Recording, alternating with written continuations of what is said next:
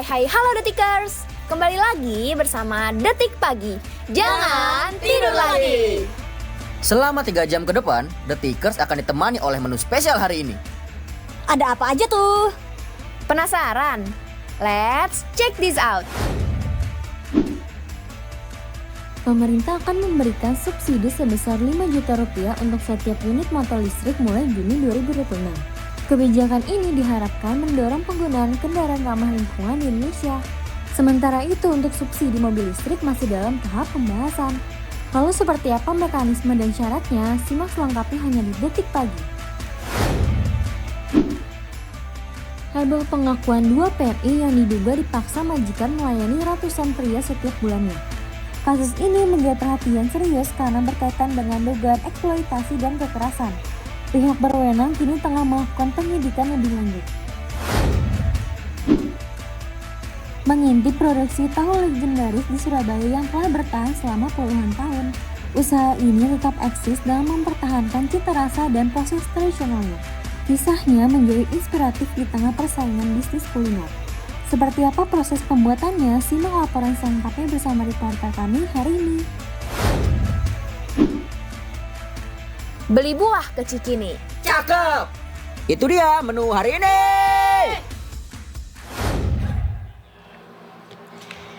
Selamat pagi Detikers. Selamat datang di Detik Pagi. Jangan tidur lagi. Dari aku Detikers yang kemarin aksesnya kebanjiran. Dan dari aku juga yang akhirnya bertemu lagi dengan Bu Indi. Yeay, aku ketemu lagi juga sama Bapak Eco. Ketemu lagi sama Detikers juga. Iya. Dan kalau kemarin sih gue terakhir ketemu Eco itu kan kayaknya pertemuan pertama setelah Bulan lalu. lebaran ya. Iya. Sekarang udah mau lebaran Idul Adha. Betul. Idul Adha di ujung bulan, ya kan? Dan apakah Detikers ada yang berencana untuk kurban juga di musim haji tahun ini atau tahun ini skip dulu nih? Nah itu Gitu. dia ya. Lu kurban nggak? Kalau gue memang karena keluarga besar tuh di keluarga besar suami gue kan di Jogja dan emang biasa satu sapi rame-rame gitu loh, biar pembagiannya satu sapi itu semua punya keluarga aja 7 orangnya, jadi di sana. Nah Nice, tapi menarik ya. tapi gue dan udah pasti ada yang nyaksiin kan dari keluarga suami gue, dari nyokap mertua gue. Nah yang menurut gue unik di kehidupan gue tahun ini akhirnya kesampaian, entah kenapa gue pengen banget Idul Adha di Bali. Kenapa di Bali? Karena aku kalau ngomongin ini aku dihujat nggak ya? I think it's an experience ya untuk melihat sholat Id dengan pemandangan bule-bule Canggu itu. Bule-bule Dubai atau bule-bule Europe ya. Itu sholat Id Bule-bule Islami ya. itu kan mungkin hanya pemandangan pada saat umroh ya, tapi ternyata di Indonesia ada, yaitu mungkin di Canggu. Oh. Tapi nggak juga sih, emang kebetulan ada temen gue yang lagi liburan di sana. Terus udah gitu gue juga kayak ngerasa, gue juga mau udah gitu kan banyak banget long weekend kan. Iya. Terus pada intinya entah kenapa akhirnya semua teman-teman gue satu geng kena plot gue dan sahabat gue itu akhirnya beneran dong mereka berangkat semua. Kejadian. Jadi kita kayak mau apa sekalian aja guys, kita kurban di sana yuk gitu. Nah gue tuh Carol kemarin dibawa. pasti nggak mungkin nggak Bapak Eco itu ya udah sepaket ya aku dan dia. Bahkan gue sama susnya Karel sama Karel berangkat duluan bersama teman-teman gue di sana. Laki gue aja bahkan baru nyusul nanti H-1 Lebaran. Gue dari weekend sebelumnya. Jadi nanti Detikers you won't see my face for the whole 1 week ya. Bye goodbye my lover. Kita lihat siapa nanti yang akan menggantikan aku. Oh jadi ini adalah izin di awal bulan gitu ya buat ngasih tahu kalau Indi mau izin nanti di akhir bulan gitu Gue ya. udah kasih tahu dari bulan lalu Eco. Udah kasih tahu ke Ibu Arfi ya. Jadi gue mau lebaran, khusyuk di Canggu dan akan wellness retreat Cok. Karena sekarang Bali bukan lagi tentang party tapi kalau gue dan teman-teman gue wellness retreat banget, dari yang padel, yoga. Sekarang mungkin pada high rocks, pada lari juga. Terus juga padel gitu ya. Dan udah gitu, dan gue kan udah gak pernah party ya, maksud gue gimana gitu. Jadi tidur jam 9 sampai jam 8 gitu. Jadi gue seneng banget bangun tidur. Gue juga olahraga. melihat fenomena ini Ndi. Emang, Gue pikir ini cuma terjadi di Jakarta doang gitu ya, Detikers. Tapi ternyata di Bali pun juga demikian gitu. Terlihat dengan menjamurnya banyak sekali kayak tempat-tempat gym gitu kan, functional area buat tempat olahraga. Yes. Karena di Canggu itu ada komunitas lari yang lo bisa ikutan gitu ya. Di situ suka ketemu Mama Jen nanti ya. Yes. Jennifer Bahdim. Jadi isinya tuh mostly adalah orang-orang bule yang berbaur juga dengan warga lokal. Tapi larinya kenceng-kenceng banget. Iya, dan kadangnya gue tuh suka ngerasa bahkan suka nggak ada lokal saya tahu. Iya. Jangan minder guys, kita yang justru tuan rumah, jadi kita gabung aja sama komunitas itu. Bener. Tapi satu yang bikin gue minder Apa? kalau ikutan lari di situ. Mereka pace-nya kenceng-kenceng. Selain mereka pace Tapi kan kenceng-kenceng. lo udah internasional ya, Cok. Tapi mereka kalau lari telanjang. Tapi karena berarti mereka memamerkan badannya ya. Iya. Yang emang legit bagus-bagus itu kan. Kan kita kalau mau ikutan minder ya. Oh ya ampun, bener juga lagi. Berarti kita minimal join High Rocks dulu ya. Iya, Slash lari. bener. Gitu. Tapi gue ada penasaran sih, ada satu. Ikut aja yuk, Cok. Sumpah ikut aja yuk. Ya doain dah. Ikutin, udah ikut aja. Kalau misalnya Aryo nggak ada, ntar siapa yang jaga sini? Ya kan banyak lah pilihannya. Ya lu jangan seminggu juga, lu weekendnya aja. Atau enggak sebetulnya Apa? gue tuh tanggal 31 pulang, which is hari Minggu ya. Tapi sebetulnya hari Seninnya tanggal 1 tuh libur, 1 Juni tuh kesaktian Pancasila. Cuma gue udah gak usah perpanjang lagi karena gue aja di situ udah 9 hari ya, Wak. Iya sih. Kayak ke Jepang, Wak. Jadi Iya kayak sih. sampai laki gue aja kayak gila kamu lama banget. Terus gue cuma dengan dalih nggak apa-apa karena sama aja aktivitasnya. Kita cuma mindahin tempat main dan tempat tidur aja. Iya, Gue bilang bener. gitu. Tapi ada satu tempat gym di Uluwatu. Nah, gue nggak sejauh itu, cowok. Itu ke bawah banget. Gue Iya. bener-bener Canggu aja sama Peranan sama Tapi Sese. itu bagus banget. Tempat-tempat pilates di Uluwatu juga gokil-gokil. Iya kan? Tapi Udah yuk kayak ikut yuk, Cok. kalau nggak salah namanya apa ya? Bambu gitu ya kalau nggak salah. Bambu apa tuh? Jadi tempat gymnya itu namanya Bambu. Iya, dan kamu harus tahu ya Detikers bahwa gue nggak ngerti gimana sih mereka tuh desain interiornya, tapi semua tempatnya tuh kece-kece dan lucu-lucu banget. Bagus, Iya. sebagus itu. Gue juga nggak ngerti gimana ceritanya tiba-tiba ada tempat gym yang seestetik itu, Iya. se-eye pleasing itu, sehingga kita tuh kayak walaupun harganya mahal, oke kita bayar. Bener, dan gue tuh sekarang willing ya keluarin uang daripada beli-beli yang tanda kutip gak jelas. Menurut gue mendingan ngabisin tanda kutip investasi untuk kesenangan dan kesehatan gue, yang maksudnya itu akan long term effect ya untuk Yes, kita yes. yang mungkin nge-build badan kita pasti nanti bonusnya adalah sehat gitu. Tapi seneng aja karena gue sekarang lebih ke beli experience daripada beli barang ya. Betul sekali, dan menurut gue juga yang tadi sempat gue bilang kalau ternyata memang industri wellness itu sedang switching banget. Dan Parah. orang-orang mulai sadar, terlihat banyak sekali aktivitas nightlife yang sebelumnya mungkin digandrungi anak-anak muda. Sekarang kayak mulai ditinggalkan pelan-pelan karena mereka besok paginya mau yoga, Bener. pilates, high rocks, Bener. lari, padel. Bener, gitu kan. bener. Dan itu tuh adalah alasan mereka untuk bangun di pagi hari, which is so good, the Detikers ya. Dan kemarin gue jadi lagi rame ini juga, Cok, Apa tuh? trending di podcast Raditya Dika, Bang Radit ngumpulin Dokter Iksan, Dokter Maria. Dokter Gia, sama Dokter Tirta. Oke. Jadi yang satu yang soft spoken, Dokter Gia, udah gitu kan kita tahu kalau Dokter Tirta suka merong-merong ya. Satu lagi Dokter Izan yang Gue Gen tuh Z. takut kalau ketemu dokter Tirta. Tapi bener sih gue ngerasa kudu ada satu orang di hidup kita tuh yang mecut kayak gitu. Iya, yang kayak iya, emang bener-bener. ngata-ngatain supaya kita tuh tertampar realita. Gue tuh kalau ngeliat dokter Tirta itu bawaannya gue tuh takut, tau gak lo? Karena dia kan Takut malu juga kan. diomelin, iya. Dengan Dulu- cowoknya yang kental itu. Gue pernah waktu itu mewawancarai beliau gitu ketika sebuah event gitu kan. Sebelum itu gue udah gini, anxious, takut deh diomelin. Padahal Tapi dia gak sebenarnya orangnya baik iya, gitu. dia tuh galak kalau ini balas-balasin komen orang-orang yang Iya. ngeyel, yang kayak yang tahu gak sih yang tipe-tipe kayak aku tetap ngerokok tapi hidup aku panjang, nah yang gitu-gitu tuh sampai Iya. dia diomelin banget. Nah Dokter Tirta tuh bilang kalau gue jadi sampai lupa lagi tadi. Dia bilang apa? Olahraga itu apa sih ngeluarin endorfin ya? Endorfin. Apa oksitosin? Betul. Endorfin yang itu tuh katanya lebih tinggi daripada morfin high-nya. Oh, Makanya kita tuh happy banget setelah olahraga. Ya kan, makanya lo seberapapun lo disiksa di high rocks, seberapapun lo disiksa di gym, tapi you will keep coming back. Besoknya lo Iya akan bener balik banget. lagi. Itu kayak addicted ya. Iya. Jatuhnya udah addict, tapi jangan sampai Detikers juga addict yang namanya olahraga. Karena kalau kita udah terlalu addict juga itu sebetulnya tidak baik. Tapi anyway gue ngerasa bahwa kita edik ke sesuatu yang bagus. Ya mungkin, Yes. tapi mungkin di sini yang mesti diperhatiin jangan sampai no rest at all ya. Ya, itu maksudnya. Jadi kalau misalnya lo udah kemarin 3 hari straight gitu ya olahraga, berilah diri lo 1 hari untuk totally rest gitu. Iya, kadang gue juga ngerasa meskipun gue sosokan kayak enggak, gue masih kuat, tapi ternyata memang si recovery itu is as important as you are exercising. Lu Iya. jadwalnya gimana, Cok? Karena kalau apa kata coach gue gitu ya, rest itu adalah part of the program. Gitu, part of the training. Jadi kalau misalnya lo skip rest, tidur lo nggak bagus, Kurang maksimal. istirahat lo nggak bagus, ya nanti hasil latihan lo juga akan kurang maksimal. Gitu. Jadi lo berapa kali dalam seminggu tuh restnya kalau bisa Kalau dirata-ratain? Lari Pokoknya gue lari seminggu 4 kali. Ya dan itu harus tetap nggak, yang penting lo dapat 4 kali aja ya. Ya, pokoknya Karena kan kita ada kesibukan yang random-random juga ya. Bener.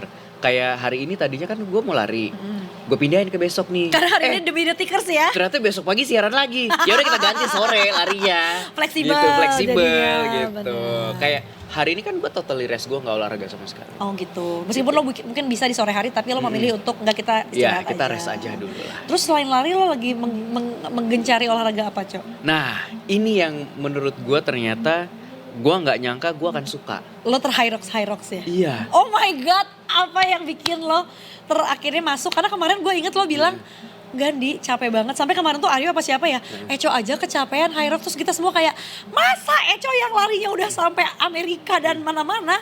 Iya, dia aja sampai ngerasa ini gila sih. Jadi apalagi kita guys, Eco aja begitu. Kenapa Itu kira lo gue fall in sama love? Aryo latihan high rocks itu Pos-posa kan? pas puasa kan.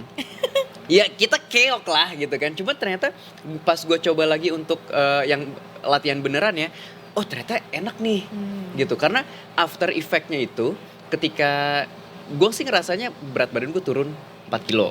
Tapi itu lo emang menargetkan untuk? Enggak. Oh. Enggak. Tapi Makanya, tunggu guys, sorry motong. Padahal makanya tadi Eco bilang, Di kalau lo mau cepet turun, high rocks deh. Gue kayak astagfirullahaladzim, Eco tenaga gue tuh belum balik setelah hamil dan balance gue hilang banget. Oke lanjut. jadi memang ketika kita sebagai pelari kan butuh yang namanya strength training. Nah, si high rocks ini juga memadukan si strength training dan juga lari gitu. Jadi lo strength-nya dapet, lo kardionya dapet, lo core-nya dapet, kayak full body workout jadinya gitu. Sementara ini mungkin kemarin gue lagi bosan juga dengan gym, Oke. dengan rutinitas latihan di gym. Jadi gue rasa, oh I think gue butuh ini gitu untuk buat modifikasi latihan. Jadi Setuju. kita juga afternya tuh seneng gitu. Setuju. Gue tuh Gitu. percaya bahwa manusia adalah tempatnya bosen juga ya, The Tickers. Jadi gue Nggak cuma Sagittarius yang gampang bosan ya. Halo Sagittarius. Lu ya? Enggak dong. Siapa tuh Putra Perdana ya? Siapa? Citra. Putra dan Citra. Oh Putra. Nah iya, gue aja yang into banget sama Pilates ya, Cok. Yang gue ngerasa I think I will fall in love with Pilates for the rest of my Ya. life. Ternyata tahun ketiga ini gue udah mulai ada bosannya juga. Yang mana gue kayak, aduh gak mau. Tapi itu artinya juga mungkin kita harus switch dulu, cari lagi cabur lain. Betul. Supaya kita nggak berhenti olahraganya, jangan sampai berhenti olahraganya. Karena di idea adalah ya itu tadi ya, ketika lo force your muscle to do something, kan ada kayak sesuatu yang lo paksakan gitu ya di badan lo untuk ke arah yang lebih baik. Kemudian si keringetnya tadi ya ngelepasin si hormon endorfinnya itu tuh happy banget tadi aja. Sampai ya tadi yang kita bahas gitu, sampai ada dokter aja yang bilang kalau itu ternyata lebih high daripada morfin yang katanya tuh bikin orang kayak wah feeling so high gitu. Ya kan berarti buat apa orang bayar mahal-mahal untuk beli narkoba? Astagfirullah. Ke gym aja. Ya benar. Setelah gue waktu itu juga pernah bilang, buat apa pakai narkoba kalau ada Indomie goreng? Iya kan? Bener nggak lebih enak? Mie goreng instan pakai telur, pakai rawit itu menurut gue udah best banget. Gue udah lama banget nggak makan itu. Sama gue juga, Cok. Lu udah berapa lama makan yang cukup clean? Gue tuh makan nggak clean banget sebetulnya. Tapi ada pakem yang lo jaga nggak? Ada. Apa itu tuh? Karbo. No karbo. Jadi nggak no karbo juga gitu. Gue membatasi asupan nasi gue. Apakah itu di switch dengan jenisnya, misalnya nasi gitu ya? Apalagi kan kita orang Indonesia kayaknya karbohidrat sama dengan nasi ya. Apakah si nasinya lo ganti dengan yang lain atau emang gak diganti apa-apa jadi dikurangin banget porsinya? Pernah diganti ke yang lain, cuman ternyata gue tuh sebetulnya cinta banget sama nasi ya. Sama, nasi putih tuh kayak tidak tergantikan. Iya, tapi karena kandungan gulanya kan banyak. Tinggi banget. Gitu, jadi dan bokap gue ada gula juga, jadi ada gue harus aware dengan itu gitu. Gue pernah lagi puasa maksudnya konsumsi nasi kita juga sedikit. Iseng lah, waktu itu ada cek gula gitu, tiba-tiba ini serius gula gue tinggi gitu. Untuk gue yang nggak terlalu suka manis, gula gue aja tinggi gitu. Jadi gue harus jaga itu. Paham dengan gitu. Lo kayak ibaratnya ada studi case yang paling terdekat adalah bokap ya, yang maybe it's possibly run in your blood as well. Yes. Gitu. Terus lo jadi kalau mau karbohidratan, makannya apa? Kadang sekarang gue kalau sarapan, gue nyari convenience store depannya F. Inisialnya FM. IFM betul. Si Sebut saja FM Family ini, Mart. Sebut saja Family Mart. Dia tuh punya ubi bakar Cilembu. Oh kukus. Oh bakar ya? Iya, jadi panggang sih sebetulnya. Oh. Dan menurut gue itu salah satu ubi yang dibakar dipanggang yang menurut gue enak gitu. Dia manis ya? Manis. Cilembu tuh iya. Kayak honey yang kayak coklat-coklat Iya, browns ubi gitu madu, kan? ubi bakar madu. Oh. Jadi kita beli yang kecil aja itu kayak kenyang ya. Oh iya sih. Dan di situ lo ngerasa menemukan itu adalah substitusi karbohidrat lu ya? Iya, kadang bisa diganti dengan kentang ya kan, bisa diganti dengan singkong gitu. Good idea, iya itu udah Iya ditulis ya. kan? Aku juga tadi bilang sama Eco kalau aku lagi cut tepung dan gula, yang mana ternyata baru 10 Itu hari susah aja. sih. Cok, iya itu Susah. udah signifikan banget. Gua 10 hari ini turun 2-3 kilo. Ya kayak 2, something hampir 3 kilo gitulah. Dengan memang gua jalan tuh sebisa mungkin 3.000 sampai 5.000 steps per hari. Karena Tapi gua di rumah lo ada treadmill ya? treadmill. Ah, enak. Makanya, dan gue nggak muluk-muluk yang 8.000, 10.000 gitu loh Cok. Karena menurut gue itu masih jauh perjalanannya. Iya. Gue bikin goalsnya sekecil mungkin. Jadi gue at least 3.000 atau 5.000 nyampe. Dan itu pun dibagi Cok. 3.000 tuh kalau gue jalan 30 menit. Nah kalau gue masih kuat nanti selang 2 jam, 3 jam kemudian gue lanjut lagi 20 menit. Jadi gue dapatlah si 5.000 per langkahnya itu. 5.000 steps per harinya achieve. Nah tapi kenapa menurut gue yang bikin lumayan banget turunnya 2-3 kilo tuh karena ya itu gue cut tepung dan gula. Guys, aku sekarang minumnya kopi hitam seperti ini. Kemarin ketahuan sama Bu Arfi juga ya. Terus yang paling susah adalah mie instan My Love sih, itu gue babai banget. Aduh, itu gue udah lama banget gak makan. Iya, dan tapi memang katanya kan kalau diet ya nggak boleh keras-keras banget dan harus sustain kan, harus di maintain juga. Jadinya bukan gue nggak makan sama sekali guys, tapi gue lebih mindful dalam makannya aja. Kayak let's say kemarin ada kue kering, kue lebaran, kue lidah kucing gitu ya, gue makan tapi kayak 2-3 biji udah stop. Cukup, Jadi lebih gitu. mindful. Bener. Bukan berarti kayak lo kayak dosa nggak menyentuh sama sekali, enggak lah, nggak mungkin lah kita nggak menikmati hidup ya. Bener. Tapi kemarin gue baru menemukan sebuah hack gitu ya. Lo suka cuka wakame nggak? Rumput Suka laut banget Jepang. Suka banget Yang lagi. biasa di salad itu. Suka banget Yang lagi. panjang-panjang lebar kayak kue tiaw. Suka. Dan itu tuh sempet jadi kalau lo tahu yakiniku like Ya. itu suka dijadiin kayak ininya Tambahan mereka. miso kan? Iya. Iya. Terus kalau enggak di sushi teh itu enak banget kan, si yang saladnya itu tinggal lo Iya. pakai dressing apa atau enggak si proteinnya mau salmon mau Iya. udang mau apa. Kemarin di salah satu supermarket Pasti sebut yang di saja BSD gede itu banget ya. Grand Lucky. Oh, aku akan cari. Jadi dia punya corner Jepang gitu kan. Yang fresh gitu yang di Yang kayak fresh. kulkas terbuka itu Iya. kan. Dia tuh ada bikin satu plate segini, segede gini lah ya. Segede tablet ini, kecilan lagi lah dikit. Itu harganya 20 ribuan di. Isinya cuka wakame. Wow. Terus udah free dressingnya tuh sesame dressing. Kita beli, hah? Cuma 20 ribuan. Serius gak sih gitu kan? Terus katanya gitu-gitu tuh hacksnya tuh lo beli agak sorean karena udah di diskon. Ah, Karena ini udah kemarin nggak terlalu siang. fresh. Pas- Tapi bahkan masih siang ya. Masih siang. Gue belilah. Oh, dituang aja kali nih pakai si dressingnya. Pas gue, ih Enak. gila ini enak banget. Oke, catat notet. Dekat rumah gua ada Grand Lucky Puri Indah ya, gua akan ke sana. Baiklah.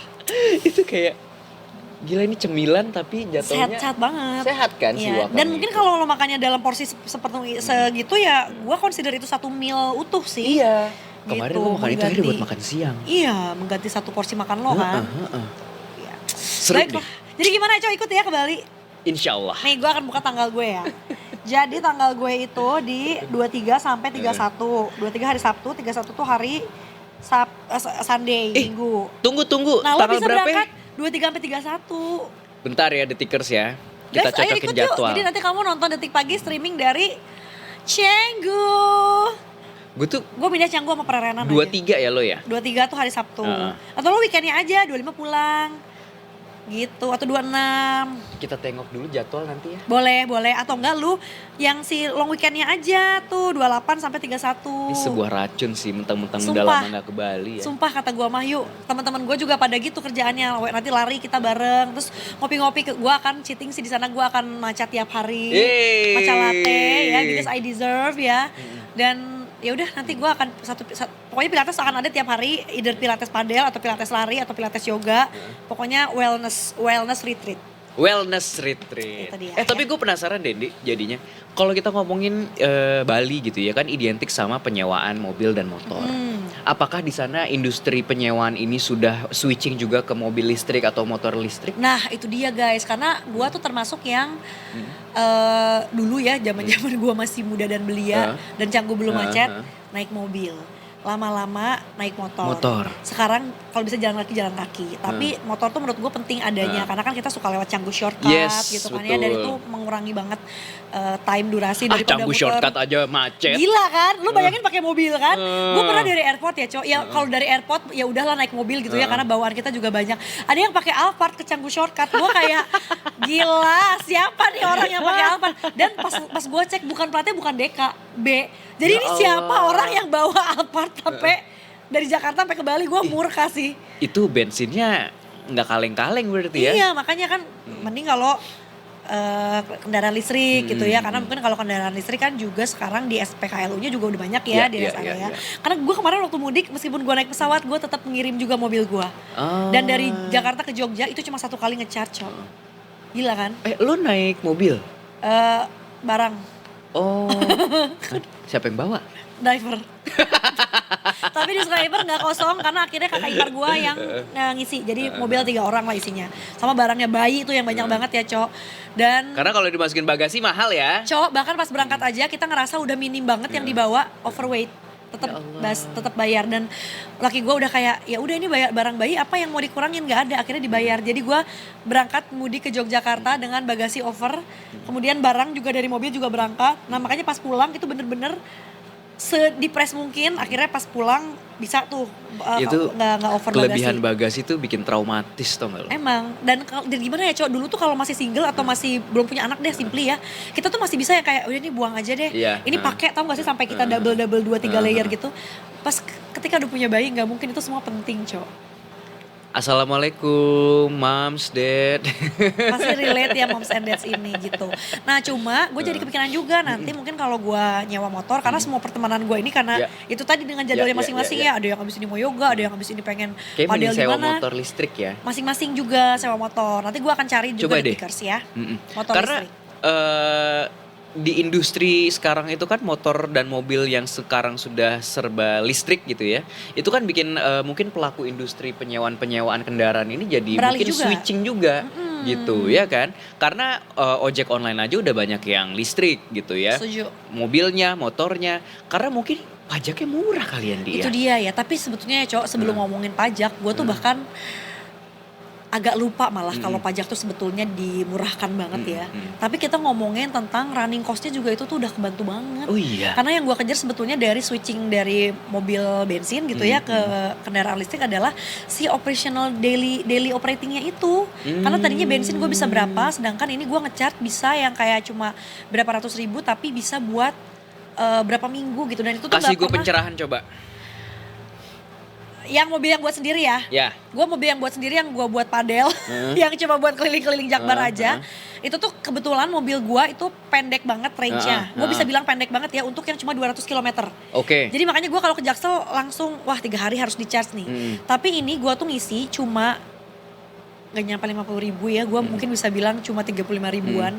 Itu bisa seminggu Cok. Atau bahkan 10 hari kalau emang gue gak tiap hari banget make. Dan itu gak mungkin, sedangkan gue dulu pakai mobil hatchback gue yang bensin itu, gue pakai selama 5 tahun lamanya, itu nggak seminggu deh, 5 hari udah 200 ribu bensinnya. Ya iya dong. Dan gue nggak pernah minum yang subsidi ya, maksud gue kadang bahkan kalau lagi kayak banyak uang, sosokan lah Pertamax Turbo misalnya gitu ya. Tapi ya itu tuh kayak 4-5 hari Cok, dengan traffic Jakarta yang kayak sekarang ya, maksud gue dulu di Bandung masih mending bisa sampai 7 hari atau 6 hari, karena kan jaraknya pendek-pendek. Kalau Jakarta kan kita ngetol. Dan belum lagi macetnya. Belum macetnya, belum bayar tolnya. Jadi operating cost-nya tuh gede banget menurut gue. Sedangkan gue ngerasa apalagi udah berkeluarga ya, itu kalau dikalkulasi dalam sebulan itu lumi banget Beb. Aduh. Bisa buat pengalokasian dana yang lain. Betul juga, gue juga sekarang lagi mikir sih apakah it's time buat kita switching ke mobil listrik gitu. Dan gue suka banget ya dengan terutama mobil gitu ya, kedap gitu. Makanya gue tuh suka kalau misalnya naik taksi online gitu ya, kalau ada opsi yang premium terus gue dapetnya yang si taksi listrik itu, gue seneng banget karena menurut gue comfortable aja. Dan pasti kan kita kalau ngomongin mobil listrik karena mobilnya baru, jadi pasti interiornya juga fresh banget, baru ya, dengan ya. teknologi yang ditawarin juga kayak wah kayak memang mobil baru aja gitu. Bener juga Ayo Cok, silakan nih. dipikirkan ya. Tapi sembari kita mikir-mikir nih Detikers ya, mungkin kita akan melihat dulu situasi lalu lintas ibu kota dan sekitarnya di hari ini, di hari Rabu tanggal berapa hari ini? Tanggal 6 Mei. Tanggal 6 Mei 2026. Apakah sama seperti 2 hari sebelumnya yang lumayan kacau? Wah, apalagi kemarin kalau di dekat rumah aku alias my neighborhood itu sampai pilates gue di cancel juga, Cok. Karena banjir. Karena ternyata pada jam 2 kelasnya. Aduh. Tapi ternyata jam 11-an gue mendapatkan WhatsApp masuk gitu ya, chat. Halo Mbak, mohon maaf mau info Kak, kalau misalnya kita kelasnya jam 2 nggak running ya, soalnya di Puri Indah ini macet banget, banjir, jadi coachnya juga cancel. What the hell? Tapi diganti kan? Ya intinya kredit gue balik sih, cuma oke. tetap aja gue ngerasa kemarin karena gue nggak berhasil ngantor hiburan gue, ya udah pilates aja, ini juga cancel. Ya. Kita Tapi nanti- semoga cepat dibalikin jadwalnya. Amin, nanti Biar kita akan cari lagi. Kita cari lagi sama-sama ya. Dan nanti kita juga akan bahas tentang kendaraan listrik itu tadi Detikers ya, terutama ngomongin soal PPN-nya karena kemarin kan Betul. sempat ada wacana katanya mau nggak ada lagi subsidi Betul, dari PPN-nya. pemerintah. Nah sekarang katanya ada perubahan lagi. Tapi setelah kita ngobrol sama Brigadir Ade. Selamat pagi Brigadir Ade. Belum ada suaranya, sebentar ya. Selamat pagi. Nah, sudah hadir. Selamat pagi Brigadir Ade. Gimana kabarnya Brigadir Ade? Baik, alhamdulillah. Baik, Hari alhamdulillah. ini bersama dengan Ini dan Echo. Echo gimana? Alhamdulillah baik kita. Alhamdulillah, meskipun kemarin aku kejebak banjir Alhamdulillah. Brigadir Ade. Aku kemarin udah mau berangkat, so aku putar balik karena nggak gerak. Nah, tapi kalau pagi hari ini seperti apa? Silahkan Brigadir Ade melaporkan untuk kita dan juga Detikers yang sedang menonton sekarang. Monggo. Baik, terima kasih Indi dan Echo. Selamat pagi Detikers, dengan saya Brigadir Ade Sintia hadir untuk menginformasikan arus lalu lintas terkini melalui pantauan CCTV Korlantas Polri. Dan langsung saja CCTV pertama kita menuju ke kawasan JPO RS Harapan Kita Jakarta Barat. Arus lalu lintas pada pagi hari ini dapat kita lihat bersama dari arah Grogol menuju ke arah Slipi. Dari jalur tol dalam kota terpantau adanya kepadatan di kawasan ini, begitupun dari jalur arteri. Namun dari arah sebaliknya, dari arah Slipi akan menuju ke arah Grogol justru terpantau ramai lancar dan kecepatan kendaraan pun terlihat dapat maju dengan kecepatan normal. Dan harap bagi para pengendara yang akan menuju ke arah Slipi melalui jalur tol dalam kota ataupun arteri untuk tetap berhati-hati dan pastikan bagi pengendara yang melintasi jalur tol dalam kota untuk tidak menggunakan bahu jalan sebagai lajur kendaraan Anda. Selanjutnya kita bergeser menuju ke kawasan JPO Polda Metro Jaya, Jakarta Selatan. Arus lalu lintas dari arah Gatot Subroto yang akan menuju ke arah Semanggi. Dari jalur arteri terpantau ramai lancar, terlihat di jalur tol dalam kota masih diberlakukan kontraflow yang biasa diberlakukan secara situasional, dan harap bagi para pengendara yang melintasi jalur tol dalam kota untuk tetap menjaga batas kecepatan maksimal kendaraan Anda, serta bagi pengendara yang melintasi jalur arteri untuk cek kembali plat nomor kendaraan Anda untuk disesuaikan dengan peraturan ganjil genap. Selanjutnya kita bergeser menuju ke kawasan JPO Korlantas Jakarta Selatan. Arus lalu lintas pada pagi hari ini dari arah Cawang menuju ke arah Semanggi. Dari jalur arteri terpantau ramai lancar, begitupun dari jalur tol dalam kota, begitupun dari arah sebaliknya. Peningkatan volume kendaraan di kawasan ini akan terus terjadi, dan juga harap bagi para pengendara yang melintasi jalur arteri pastikan tidak menggunakan jalur busway sebagai alasan terburu-buru bagi Anda dapat melintasi jalur busway sebagai lajur kendaraan Anda. Dan yang terakhir kita menuju ke kawasan exit tol Bekasi Barat. Arus lalu lintas dari arah gerbang tol Bekasi Barat yang akan menuju ke arah Pekayon ataupun Kalimalang terpantau ramai lancar. Begitupun dari arah Kalimalang yang akan memasuki gerbang tol Bekasi Barat juga terpantau kondusif lancar. Dan harap bagi para pengendara yang akan memasuki jalur tol untuk cek kembali kondisi fisik kendaraan Anda pastikan dalam kondisi prima. Dan berdasarkan data IRSMS Korlantas Polri, angka kecelakaan lalu lintas di seluruh Indonesia selama 1x24 jam terjadi sebanyak 260 kasus laka lantas dengan rincian 20 orang meninggal dunia, 41 orang luka berat, dan 367 orang luka ringan. Dan dari 260 kasus laka lantas tersebut, 45% terjadi akibat kecerobohan pengemudi. Dan demikian informasi yang dapat kami sampaikan, dan bagi Anda yang ingin mendapatkan informasi tentang kondisi arus lalu lintas terkini, Anda dapat menghubungi call center kami di 1500669 atau dapat melalui WA Center di 0858 71500 669. Demikian Brigadir Ade Sintia melaporkan dari studio NTMC. Salam presisi. Selanjutnya kembali kepada Indi dan Echo di studio. Baiklah Brigadir Ade. Brigadir Ade tadi aku sama Echo sambil ngebahas juga tentang macetnya Jakarta dari kemarin Senin ya. Hari Senin, betul. Karena hujan gitu, ada beberapa titik yang mengalami kepadatan. Tapi jadi ngomongin lari juga. Brigadir Ade kapan terakhir kali berlari? Gak inget. Aku mah Nggak gak, inget. aku mah gak pernah Brigadir Ade, aku mah gak pernah. Karena aku gak suka banget lari, tapi Brigadir Ade pernah lari deh kayaknya aku lihat-lihat. Lari-lari biasa, cuman kalau aku lebih suka jalan sih. Sama Brigadir Ade, ayo kita Kalian jalan. bisa jalan kaki bareng loh. Iya Brigadir Ade, aku mau sih kalau teman-teman yang lain lari gitu di GBK, Boleh. kita mah jalan aja ya, beneran walking pace aja. Iya kan? Karena bahkan tuh aku ngerasa kalau jalan itu tuh kita bisa sambil ngobrol, tapi kalau sambil lari itu kita ngap. iya, ngos-ngosan. Brigadir Ade bisa tahu lari sambil ngobrol. Kita sebutnya pace julid. Karena mau sambil ngerumpi itu ya. Sambil ngobrol gitu. Berapa pace jul itu? 8, 9? Ya 8 bisa. 8. 7.30 bisa. Oh baiklah. Atau aku prefer jalan cepat aja Iya. ya. Baiklah Brigadir Ade. Siapa tahu Brigadir ya Ade. kita ada jalan bersama nanti karena Iya. aku juga jadi ketagihan jalan kaki. Jalan ya, tidak berlari, jalan. Brigadir Ade Iya. ditunggu nanti Olahraga nggak laporan harus lari selanjutnya. kok. Apa aja boleh. Benar ya. Oke, Oke, thank you. Terima Dadah, Brigadir kasih. Ade. Dan Detikers kita juga mau mengingatkan gitu ya, kalau besok itu ada Pertamina Talk 2026 yang Yeay. akan segera tayang. Yeay. Dari kemarin ditunggu-tunggu banget ya dan sudah Betul. semakin harinya dekat yaitu adalah besok. Besok. Dan temanya apa Nindi? Temanya di balik layar Pertamina menjaga ketahanan energi dan bijak berenergi. Ini adalah diskusi yang akan menghadirkan berbagai perspektif terkait upaya menjaga energi tetap aman dan berkelanjutan. Betul Nanti sekali. akan ada narasumber yang keren-keren Wah, banget. siapa nih narasumbernya? Nah, kalau dari kemarin belum di-spill, sekarang saatnya kita spill Detikers. Ada Ahmad Sidik Badrudin selaku Direktur Manajemen Resiko PT Pertamina Persero. Lalu ada Gigi Aji Wicaksono selaku Perwira Subholding Downstream. Dan juga ada Rifat Sungkar selaku praktisi dan juga edukator otomotif. Wah, keren banget. Makanya Detikers jangan sampai ketinggalan acara yang satu ini, Pertamina Talks 2026. Tanggal 7 Mei 2026 ya, dari jam 7 sampai jam setengah 9 malam alias jam 19 sampai 20.30 waktu Indonesia Barat, live di website, Instagram, dan TikTok Detikcom serta YouTube-nya Pertamina. Jadi untuk selengkapnya kalian bisa tonton besok ya. Itu dia Detikers ya. Jadi jangan lupa Gitu. untuk mungkin di-subscribe juga dari sekarang ya. Baik itu YouTube-nya Pertamina, terus kamu follow juga tuh Instagram dan juga TikTok-nya Detikcom supaya nanti Betul. kamu bisa jadi langsung sat-sat cepat ketika memang si Pertamina Talks-nya ini udah siap-siap mau mulai gitu ya. Pokoknya dicatat aja besok mungkin boleh alarm di jam 19.00 sampai dengan 20.30 waktu Indonesia Barat. Betul sekali. Sama seperti pagi hari ini bisa di streaming juga keseruan Detik Pagi lewat website, TikTok, YouTube, Instagram ya. Jadi kita ucapkan selamat pagi untuk Detikers yang mungkin lagi nonton lewat platform favorit kalian, entah itu TikTok, website, Instagram, apalagi? YouTube. Dari website kita langsung ya. Tadi YouTube ya subscribe juga sama mungkin kalau informasi-informasi lain tambahannya kamu bisa cek juga di Instagram kita yang udah dedicated sendiri juga @detikpagi_. Ya. Itu Nah, dia. seperti janji kita sebelum ketemu sama Brigadir Ade nih, Detikers kita mau bahas mengenai perpajakan terkait dengan kendaraan-kendaraan listrik ini nih. Ternyata kalau misalnya kemarin ada pemerintah yang akan tanggung pajak PPN mobil listrik katanya ya. Motor listrik juga jangan sedih. Oh, nah lo tertarik nggak untuk akhirnya beli motor listrik? Sejujurnya gue tertarik.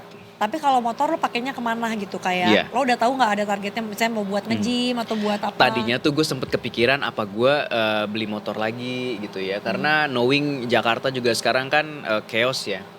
Apalagi kalau udah hujan Yes. ya. Tapi ternyata pas gue cek SIM motor gue, SIM C gue, ya mati. Kadang kalau telat harus bikin dari awal ya, Iya, nggak kan bisa kayak perpanjang. Gue udah ngebayangin, Allahu Akbar, gue mesti balik lagi ke Daan Mogot. Kayak, Emang lu di Jakbar? enggak kan kalau bikin SIM semua, senternya kan di situ. Kalau sekarang bisa perpanjang ya? tapi Bikin ya? baru. Bikin baru harus ke Daan Mogot kan? Gue waktu itu malah di Tangerang. Kalau di Jakarta bikin baru itu semua harus ke Daan Mogot. Wah gila. Gitu. Kayak lu mesti jalan, kan mesti pagi tuh ya Iya. ke sono kan kayak ya Allah. Sebetulnya deket rumah gue sih, cuma gue ngerasa karena gue tahu sejakarta akan kesana, jadi gue udah ngebayangin sih akan sepadat apa itu ya. Effortnya menurut gue keterlaluan. Effortnya bener-bener effort gitu. Jadi kalau naik motor mungkin kita jadi professional passenger aja naik ojek Bener, online ya. duduk manis aja gitu ya. Karena untuk bisa punya core yang stabil juga itu tuh ada skill juga ya. Karena kalau kita goyang-goyang kasihan drivernya. Betul. Nah, jadi Detikers terkait dengan motor listrik yang sekarang juga sudah mulai banyak digandrungi, mungkin lo juga punya salah satunya gitu ya. Jadi ternyata sekarang punya motor listrik itu bisa dapat subsidi 5 juta per unit nih. Dan ini berlaku bulan depan di bulan Juni tahun 2026. Detikers ya. Sebentar Jadi lagi. Menteri Koordinator Bidang Perekonomian Airlangga Hartarto bilang akan ada insentif terkait pengenjotan pertumbuhan ekonomi kuartal kedua di tahun 2026 dan hal ini dilakukan untuk menjaga keberlanjutan pertumbuhan ekonomi di kuartal 1 2026 yang mencapai 5,61% secara tahunan. Jadi Bapak Airlangga mengatakan salah satu yang sedang dipikirkan adalah pemberian insentif motor dan juga mobil listrik. Adapun skema penyalurannya akan dilaporkan kepada Bapak Presiden Prabowo Subianto untuk mendapatkan persetujuan. Jadi beberapa insentif ini sedang dipikirkan oleh pemerintah kita. Salah satunya adalah di sektor otomotif dan motor, yang mana nanti akan dilaporkan kepada Bapak Presiden. Begitu kata Bapak Airlangga Hartarto selaku Menteri Koordinator Bidang Perekonomian. Gitu. Dan ini beda juga sama yang punya mobil listrik ya dia. Nah betul, sementara itu Detikers ya terpisah. Menteri Keuangan Purbaya Yudisadewa juga menyebutkan kalau salah satu opsi yang dibahas adalah tentang penanggungan pajak pertambahan nilai atau PPN oleh pemerintah. Menurut Purbaya, besaran skema PPN ditanggung pemerintah atau DTP itu bervariasi dari 40% sampai dengan 100%. Menurutnya hal ini masih didiskusikan oleh pemerintah. Jadi yang diomongin tadi PPN ditanggung pemerintah itu ada yang 100%, ada yang 40%, nanti masih didiskusikan skemanya. Itu untuk utamanya EV yang bukan hybrid. Nanti yang baterainya berdasarkan nikel sama non-nikel dan akan ada beda skemanya. Tapi yang itu nanti Menteri Perindustrian ya. Kemudian juga insentif untuk kendaraan listrik berbasis baterai nikel mungkin akan lebih besar. Dan kebijakan itu disusun untuk mendorong pemanfaatan nikel menjadi salah satu komoditas unggulan Indonesia. Purbaya menyinggung adanya pemberitaan dari media internasional yang meragukan potensi nikel di Indonesia seperti setelah China menerapkan teknologi baterai non-nikel. Namun pemerintah nggak habis akal dong dan juga terus mendorong pengembangan baterai berbasis nikel sebagai bagian dari strategi hilirisasi. Kenapa saya pakai yang nikel lebih besar subsidinya? Karena supaya nikel kita kepake. Dulu saya baca di Ekonomis judulnya Mimpi Indonesia Menguasai Dunia Baterai Hilang karena Cina pakai bukan nikel. Kita balik sekarang. Nikelnya kita pakai, biar punya kita nikelnya bisa terpakai dan hilirisasi teknologi baterainya berjalan, kata Pak Purbaya seperti itu ya. Dan kalau subsidinya seperti apa nih motor listrik tadi, Cok? Jadi untuk tahap awal nih Detikers ya, pemerintah ini menyiapkan subsidi kendaraan listrik yang akan dimulai di bulan Juni ya. Jadi bulan depan nih. Jadi rencananya ada sekitar 200.000 unit kendaraan listrik dan masing-masing 100.000 unit motor dan mobil ya. Dan ini dapat subsidi langsung dari pemerintah. Untuk motor sendiri subsidi yang diberikan adalah 5 juta rupiah. Sementara untuk mobil masih dalam pembahasan. Jadi kalau mau beli mobil listrik mungkin bulan depan ya. Jadi skema penyalurannya masih dalam tahap finalisasi dan akan diumumkan lebih lanjut oleh Kementerian Perindustrian dan juga Kemenko Perekonomian. Bapak Purbaya juga menambahkan bahwa kebijakan ini nantinya adalah bagian dari upaya mendorong pertumbuhan ekonomi jangka pendek. Ya, harapannya bisa mendorong pertumbuhan ekonomi dalam jangka pendek di triwulan ketiga dan keempat. Juni awal akan jalan itu satu kebijakan ya. Nanti akan diumumkan lagi oleh Menteri Perindustrian dan juga Menko Perekonomian. Gitu. Jadi Bapak Purbaya juga bilang kita harus semangat dan memastikan semua mesin ekonomi akan berjalan, demand sudah jalan, sekarang tinggal sektor manufakturnya aja deh. Itu dia. Dari tadi kan kita ngobrolnya kurang lebih menginformasikan sama Menkyu kita, Pak Purbaya, terus juga Menperin kita gitu ya, Pak Agus Gumiwang. Nah ini juga ada satu hal mungkin dari tadi kalau kita ngebahas juga kayak, iya pengennya beli mobil listrik atau mungkin pengennya beli motor listrik gitu ya. Tapi kadang kita tuh suka harus aware juga sama kehidupan kita, terutama as a worker gitu ya, apalagi kan kita jujur aja kelas-kelas middle class ini ya, yang kita selama masih kerja guys keluar rumah itu kita masih middle class ya. Jadi nggak usah kamu sok kaya. Kecuali udah punya own the business gitu ya. Iya, tapi itu juga kalau misalnya masih merintis juga kan jatuhnya kayak ya kita masih middle class dan masih kelas-kelas pekerja juga gitu ya. Betul. Jadi mungkin mesti diperhatikan juga Detikers kalau kita apakah harus agak sedikit mengencangkan ikat pinggang kita gitu ya. Soalnya ini juga ada statement dari Menteri Perindustrian yaitu Bapak Agus Gumiwang Kartasasmita yang mengakui bahwa sektor manufaktur Indonesia tengah mengalami berbagai tekanan seiring dengan berlangsungnya konflik di Timur Tengah yang berpotensi menimbulkan pemutusan hubungan kerja atau PHK massal. Aduh. Nah ini juga harus kita pahami bersama Detikers ya karena ini akan menjadi satu ancar-ancar buat kita apa yang harus kita lakukan ke depan. Maksudnya bukan jangan sampai kita jadi kayak terlalu mengencangkan ikat pinggang dan malah nggak beli-beli, nggak belanja dan nggak konsumsi, itu nanti malah roda ekonominya nggak berputar ya. Tapi nanti itu kita akan bahas setelah yang satu ini ya. Jadi jangan kemana-mana, tetap bersama kami di Detik Pagi. Jangan tidur lagi.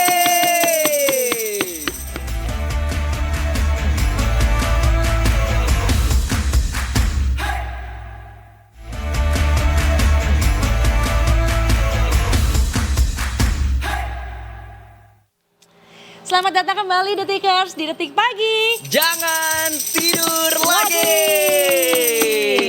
Sudah masuk jam 9 pagi ini di jam keduanya Detik Pagi. Sekarang kita akan ngobrol atau kita akan ngajak jalan-jalan juga nih Detikers untuk pergi ke Indonesia. Enggak Indonesia bagian timur sih, Jawa bagian timur ya. Jawa bagian timur, paling timur Pulau Jawa ya bisa dibilang alias Betul sekali. Surabaya. Tapi kayaknya Eco dari kemarin baru ada experience dari Surabaya ya? Atau udah agak lama? Tahun lalu kayaknya deh. Itu ngapain? Lari? Enggak, kerja. Gue segala-segala lu lari ya kalau ke kota atau ke negeri luar gitu. Tapi kalau lari di Surabaya belum pernah. Pingin sih. Udah ada eventnya tapi beberapa. Ada. Nah gue juga kapan ya Surabaya? Sama sih gue juga Surabaya tuh pasti event. Sebelum gue hamil tuh 2 tahun lalu Desember. Dan itu juga ini nge-MC Detik Jatim Awards gitu ya.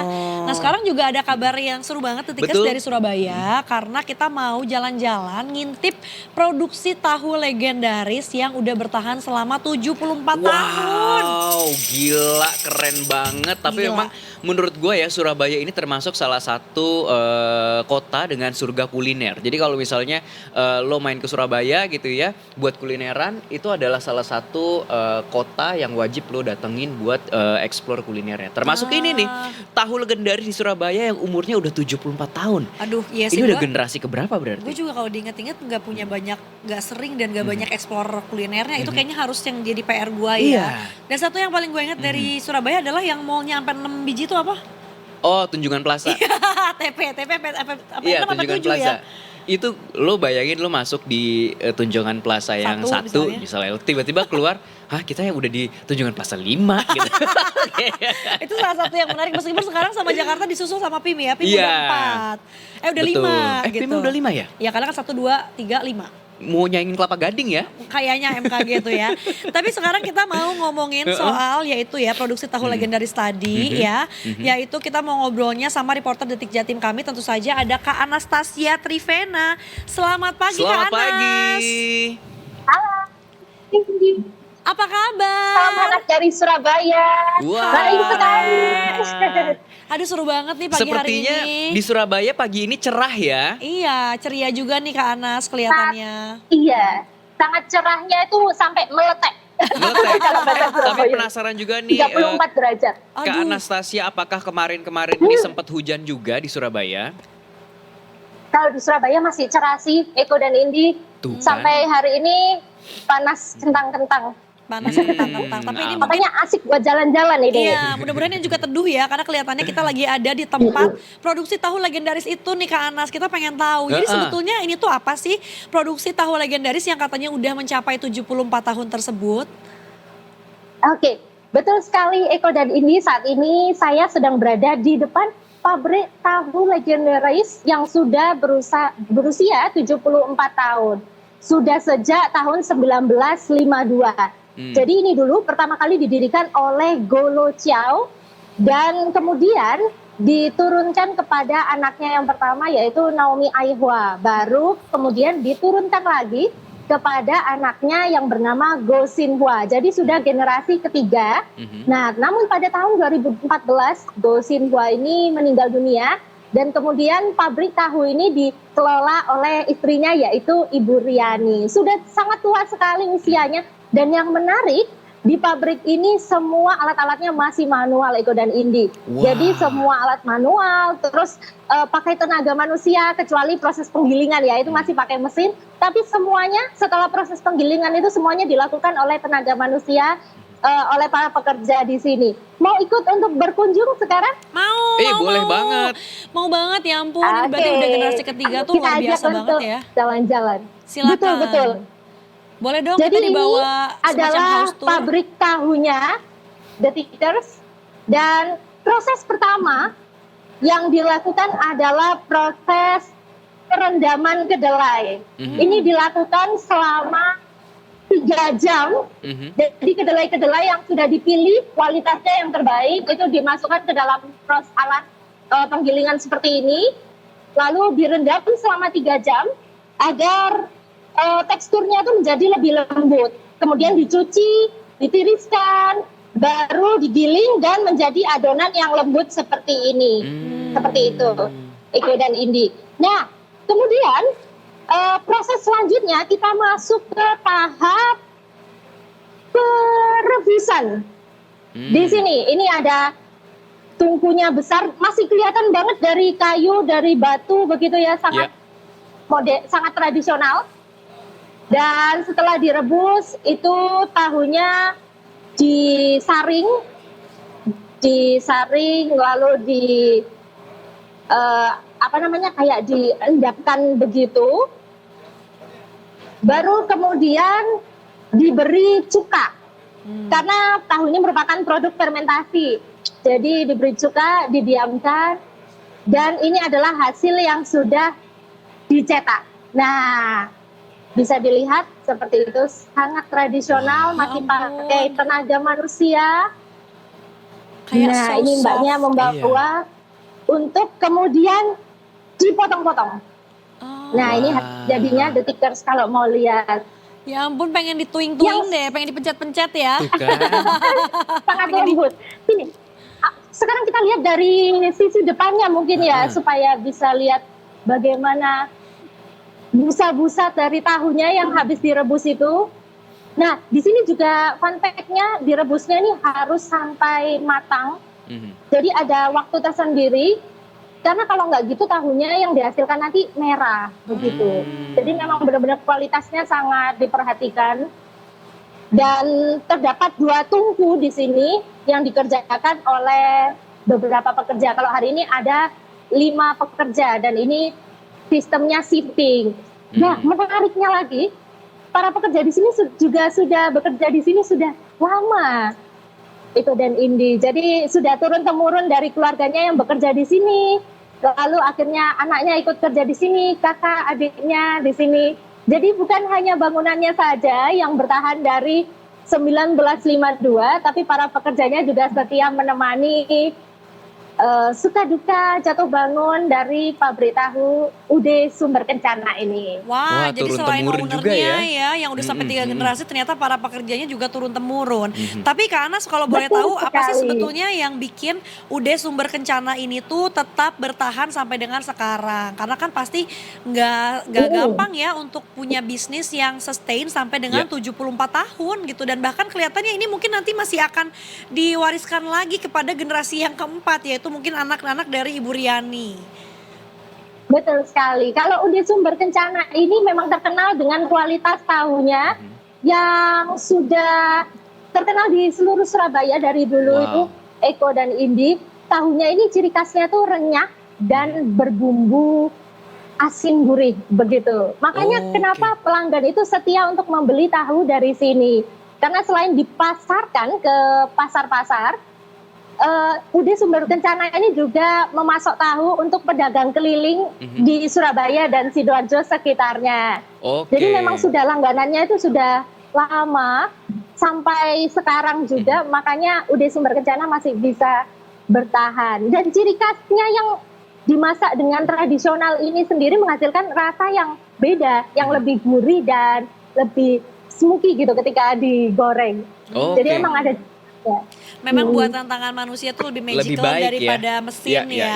Betul. Tapi Kak Anas kalau boleh tahu ini tahunya dia tipenya yang putih saja atau ada yang coklat?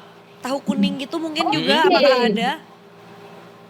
Oke, kalau untuk produknya sendiri, produk utama ini tahu putih. Hmm.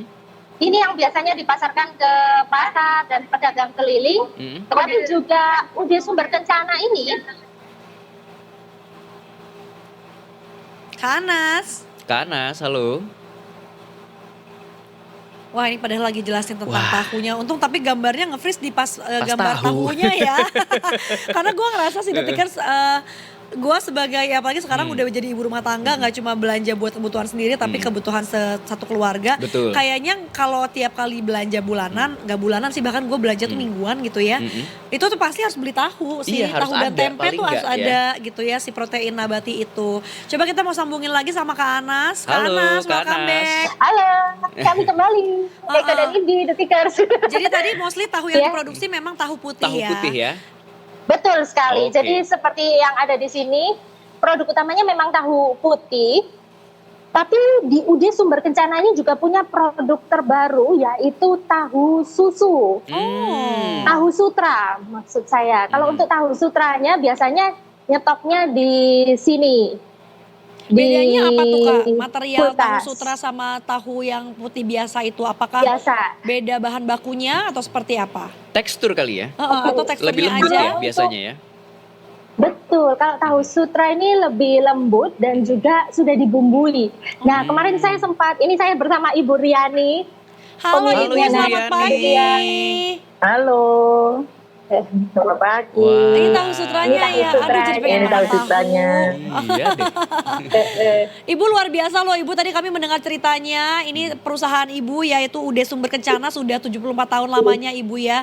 Bu, mungkin boleh tahu nggak Bu kalau misalnya sekali masak atau satu hari Iya. produksi Ibu tuh menghabiskan berapa kilo kedelai atau berapa kilo bahan baku Bu? Iya betul Bu. Satu hari itu kurang lebih, kan kalau kita produksi itu kan sesuai permintaan pelanggan. Aha. Kayak kemarin 31, hari ini 29 hari ini. Itu naik turun permintaan pelanggan seperti itu. Jadi permasaknya itu 18 kilo, tinggal ngalikan aja Mbak. Seperti itu. Itu tuh permintaannya berdasarkan berarti setiap hari tuh ada yang pesan ya Bu buat besokannya. Dan Iya tiap hari kita melayani pelanggan yang tetap pasar-pasar gitu. Oke. Nah, dengar-dengar Bu, selain tadi kata Kak Anas gitu ya, selaku reporter kami bilang bahwa didistribusikan ke pasar-pasar atau bahkan ke pedagang keliling, katanya juga ini beberapa SPPG sekarang akhirnya minta stok tahu tetap juga ya ke UD Sumber Kencana. Benar, tapi kalau untuk MBG-nya itu enggak setiap hari kan, paling 1 minggu 2 kali, ada yang 1 minggu 1 kali, kan menunya ganti-ganti setiap harinya Mbak. Oke. Seperti itu. Kalau gitu jadi berapa banyak Bu permintaannya dalam satu hari itu? Kalau misalnya ternyata hari itu ada orderan untuk SPPG misalnya Bu. Kalau MBG-nya itu mintanya nggak banyak sih Mbak, setiap seperti gini ya, Duku Kupang itu 12 papan, Medoan 8 papan, seperti itu. Ada yang minta 25 papan, kan bukan satu tempat aja, mungkin ada berapa ya yang minta saya itu ada 5 tempat mungkin. Oke. Bu Riani kalau kita boleh tahu juga nih untuk pasokan kedelainya, nih Ibu. Ya ini, pasokan ini. kedelainya ini. Sebenarnya saya paling suka itu kedelai lokal. Kalau kedelai lokal itu saripatinya itu lebih bagus dibuat kedelai, dibuat tahu. Di tahu itu keisap kenyal, lebih gurih gitu. Lah ini kita kan kalau kedelai lokal kan jarang ada. Adapun itu kotor, banyak kotorannya gitu loh, banyak batu-batunya gitu loh. Jadi kita nggak mau beli karena apa? Banyak batu-batunya nanti kalau digiling itu kan pakai gilingan batu. Jadi kalau gilingannya pecah kan gilingannya mahal, kita kan rugi gitu loh Mas. Merusak alat Seperti itu. produksi Jadi ya untuk berarti sementara ya. ini kita ya pakai Amerika semua. Oh, kedelai dari impor berarti ya Bu ya? Impor semua sekarang ya. Kalau betul. secara kualitas Ibu lebih suka yang lokal, kalau secara harga Bu, kalau ngambil yang impor lebih mahal murah. nggak atau lebih murah justru? Ya, Bu Riani nge-freeze. Ya, Bu Riani. Ini menarik ya. Karena wah ini jadi tamparan buat kita juga ya. Apakah berarti kita juga sebagai pemasok Sebenarnya- lokal harus diperhatikan lagi Sebenarnya kualitasnya? kemarin gue kan sempet jalan-jalan di Jawa Timur tuh kayak daerah Kediri, kemudian Lumajang, Malang. Itu tuh sebetulnya banyak pertanian kedelai. Cuman gue nggak tahu kalau ternyata hasilnya tuh nggak sebagus kita impor. Nah mungkin Gitu. kalau ini kan buat diproduksi massal gitu kali ya, yang harus diproduksi dalam jumlah besar gitu. Coba kita panggil lagi ya, Kak Anastasia dan juga Ibu Riani, apakah sudah terhubung kembali? Sudah. Ya, sudah. Oke, Dadah. Bu kalau Terima dari kasih ya, Mbak. harga, iya tadi kalau dari harga gimana? Dari harga. Harga kedelai. Heeh. Kalau yang impor, Maksudnya ya jauh toh, selisihnya itu kalau 8 misalnya 12 ya selisihnya sampai 45.000 per kilonya. lebih Wow. mahal apa lebih murah Bu yang impor? Yang impor lebih mahal, apalagi sekarang impor kan lagi mahal. Sekarang impor harganya 10.350 Per kilo. per kilo. Nah Bu, Tapi ini kalau lokal kalau nggak salah sekarang 9 atau 8 gitu loh. Nah Bu, tapi kalau misalnya sekarang itu kan dolar lagi naik nih gitu kan. Ngaruh juga Nah ya Bu? ini ngaruh ke kos produksi nggak nih Bu? Apakah nanti ada kenaikan harga tahu per papannya gitu? Kalau masalah kedelai naiknya ini ini kan masalah makanan pokok rakyat kecil Ya. toh Mas. Kita produksi itu tetap seperti itu aja, setiap hari seperti itu gitu loh. Nggak ada penambahan atau pengurangan. Ada penambahan ya dari MBG tadi itu gitu loh. Tapi kan MBG nggak setiap hari, Ya. seminggu 2 kali gitu. Ya makanya itu kita itu ya apa ya? Kan harus mau nggak mau ya harus pakai Amerika itu karena lokalnya itu banyak batunya itu loh Mas. Baik Ibu, siapa Jadi tahu ini petaninya itu mungkin dari proses pemanenan, penjemuran, kemungkinan itu nggak ada lapangan yang Pemadai kayak ya. di luar negeri gitu. Prosesnya nggak pakai alat-alat mesin kayak gitu, nggak kan manual kan Mas kalau di sini. Oke, ini menarik banget ya Bu ya, Yes. supaya siapa tahu juga jadi petani Benar. lokal kita untuk nanti bisa mengembangkan lagi, karena kan kalau bisa beli dari petani lokal kayaknya Kenapa lebih harus menyenangkan impor juga, gitu kan? betul ya. Ya benar-benar. Tapi gini Mbak, gini. Aku masih ingat waktu suamiku yang megang tahun 95-an, 92-95, itu kedelai yang paling bagus itu dari Bima. Nah, itu terus nggak tahu Bima itu lama-lama menghilang, Amerika semua yang masuk. Tapi aku dengar sekarang itu Bima itu yang sekarang lagi naik banyak itu kacang hijau sama bawang merah di Bima. Oh, ganti Kedelainya ini ya. yang hilang. Ganti tanaman ya Bu ya. Seperti itu. Baiklah kalau gitu, Ya. Bu. Tapi kalau dari Ibu sendiri ada tantangannya nggak sih? Apakah mungkin dari bahan baku yang ternyata terus naik, dan gimana cara Ibu untuk tetap bisa bertahan lagi? Karena kan tadi dengar-dengar udah sampai generasi ketiga ya, udah sumber kencana ini berdiri. Supaya nanti mungkin tujuannya kan pengen sampai ke generasi berikutnya ya Bu. Syukur-syukur ya, Betul. bahkan bisa terus sampai ke generasi ke-5, 6, 7 dan seterusnya. Amin. Tantangan penuh tantangan nih, bos. Tantangan sangat penuh tantangan karena apa Mbak? Ya harapan kami itu Mbak, kedelai itu bisa turun harganya. Sekarang kita menyadari karena adanya peperangan seperti itu di luar negeri, dolar naik. Kita ya wis ngikuti aja mau nggak mau dengan harga seperti ini. Lah tahu itu kan ada persatuannya Mbak. Kalau misalkan kita harganya per papannya 40.000, kita naikkan lebih dari 40.000 nggak bisa. Orang nggak mau beli ke tempat kita, gitu. Kalau naik satu naik semua, turun satu turun semua seperti itu, gitu. Baiklah ya. Pengetahuanku selama aku megang dari 2014 sampai sekarang. Oke, semoga Ibu semangat terus ya Bu ya, karena kita yakin banyak banget juga orang di luar sana yang pasti harus wajib konsumsi tahu setiap harinya, setiap minggunya gitu ya. Amin. Karena ini adalah salah satu Amin. sumber protein nabati terbesar Betul. yang kita punya gitu. Dan kebanggaan apalagi juga kita. UD Sumber Kencana juga menjadi apa ya? Orang tuh butuh sekali gitu tahunya dari Ibu Riani karena memang sudah Betul. terkenal sepenjuru Surabaya dan Sidoarjo sekitarnya, jadi kayaknya ini pasti enak sih rasanya ya. Kita Kita jadi jadi penasaran Nah, ya. entar tak IGP, monggo Pinara. Baiklah. Silakan Pinara, tak IGP monggo. Iya, mau Terima banget kasih, Ibu. Bu. Makasih Bu Riani. Sama-sama, selamat pagi. Tuhan Sampai jumpa berkati. lagi. Makasih udah dibiarin Sampai jumpa, berkeliling-keliling. makasih. Jadi gitu Begitu ya Kak tadi, Anas. Eko dan Indi, perjalanan kita lihat-lihat produksi tahu legendaris di Surabaya. Jadi bagaimana, apakah Eko dan Indi tertarik untuk main-main ke sini? Mau Tertarik banget. sekali. Aku pengen cobain tahu sutranya. Iya, nanti kalau misalnya Tahu ke sutranya. Surabaya atau nggak usah ke Surabaya dikirim boleh nggak? Dikirim dong ke Anastasia boleh, Studio. boleh. Nanti dikirim ya ke Jakarta ya. Kita mau cobain Boleh, tahunya. boleh, tak kirim, boleh. Asik. Asik. Tak kirimi Bu Riani, matur nuwun Begitu Eko dan sangat. Indi, bagaimana? Apakah kira-kira ada yang mau ditelusuri lagi dari sini atau sudah cukup puas berjalan-jalan di UD Sumber Kencana hari ini? Sebetulnya cukup. belum puas ya kalau kita nggak kesana sendiri. Iya Puas, sih, karena pengen kita kan sih masak sebetulnya. tahunya kan pakai kayu, terus melalui pipa-pipa ini yang dibuat proses pengerebusannya itu kan pakai uap. Kan uapnya yang kita ambil itu uapnya. Iya. Jadi proses perebusan, proses masaknya tahunya itu di sana kompornya, melalui Ini pipa-pipa itu kan uapnya di sini buat rebus. Oh. Seperti itu. Iya, iya. Jadi iya. kita nggak langsung tungku bawa kayu gitu, enggak gitu. Berikut langsung.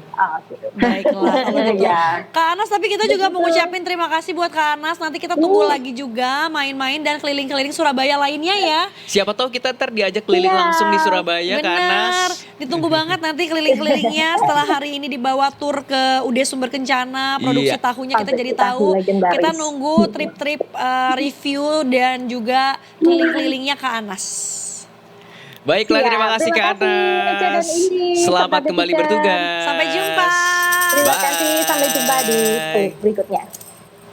Itu dia, seru banget ya ngelihat usaha-usaha lokal yang sudah berpuluh-puluh tahun lamanya tetap sustain. Tapi menurut gue ya, tahu dan tempe itu adalah salah satu protein nabati yang kayaknya susah sekali untuk ditolak. Betul. Setuju nggak? Dan kita juga kadang bingung lagi ya kalau selain dari tahu atau juga tempe Heeh. gitu protein nabati dari mana lagi, karena kayaknya itu Kacang. adalah dua sumber terbesar. Iya. Sedangkan jujur aja ya, gue kalau ngunyah kacang Pegel. manual gitu nggak suka. Pegel. Iya. Belum jujur ya, lu ngerasa nggak sih kalau makan kacang langsung tuh nempel-nempel di geraham? Iya, itu kesel tuh. Jadi kayak ya udah makannya pegel, banyak sisanya lagi. Terus Coba. udah gitu, ini apa coba ya? Apa sih coba biji jeruk nggak enak, pahit. Nah, cuma menurut gue, apalagi kalau udah dalam bentuk tahu gitu ya, lembut banget kan tengahnya gitu ya. Gue suka banget tuh kalau tahu nggak dijadiin tahu goreng aja, kayak misalnya jadi campuran sama sayur bening, Ya. bayam, terus juga Itulah banyak lah olahannya, apalagi tahu putih kan kita ya, tahu bisa dimacam-macam. mau dimasak apa, tahu dan tempe itu akan Enak terus. selalu enak. Betul. Jadi kayaknya itu adalah salah satu makanan yang wajib ada di meja makan kita juga ya sebenarnya ya, Setuju. untuk melengkapi 4 sehat 5 sempurna. Betul sekali. Oh, sama ada satu hack juga Detikers ini, aku diajarin mamaku kalau dulu aku misalnya minta makan mendadak gitu ya, terus kayak katanya nggak mau makan, tiba-tiba mau makan lagi gitu ya, bikin tahu dan juga telur orek. Oh, gue tahu. Jadi si tahu lo masukin, jadi misalnya lo masukin telur 2 butir Detikers ya ke dalam mangkok buat ngocok nanti, tapi lo masukin tahu juga 1 kotak atau 2 kotak gitu ya, terus lo hancur-hancurin, lo bejek-bejek. Jadi kayak dadar gitu. Ya, tapi nanti akhirnya pas lo masuk, pas lo masak akan hancur karena dia nggak mungkin padat. Ah, Jadi kayak orek-orek gitu. Ih, itu, enak dong. Guys, sumpah enak banget, tinggal tambahin aja bumbu penyedap Penyedap atau rasa, garam atau kecap ya. asin. Terus iris-iris cabai atau rawit sesuai selera, sama iris-iris bawang Merah. daun bawang. Oh, Ya daun boleh bawang. bawang merah, bawang putih juga boleh, sama daun bawang biar ada hijau-hijaunya. Itu enak banget guys, itu definisi ngabisin jadi nasi. Lapar. Ya, itu dia. Jadi ya udahlah Detikers, nanti kita balik lagi ya. Ya, Kita akan kembali dengan informasi lainnya, terutama tadi yang dari kata Menperin kita belum Ya. tuntaskan juga.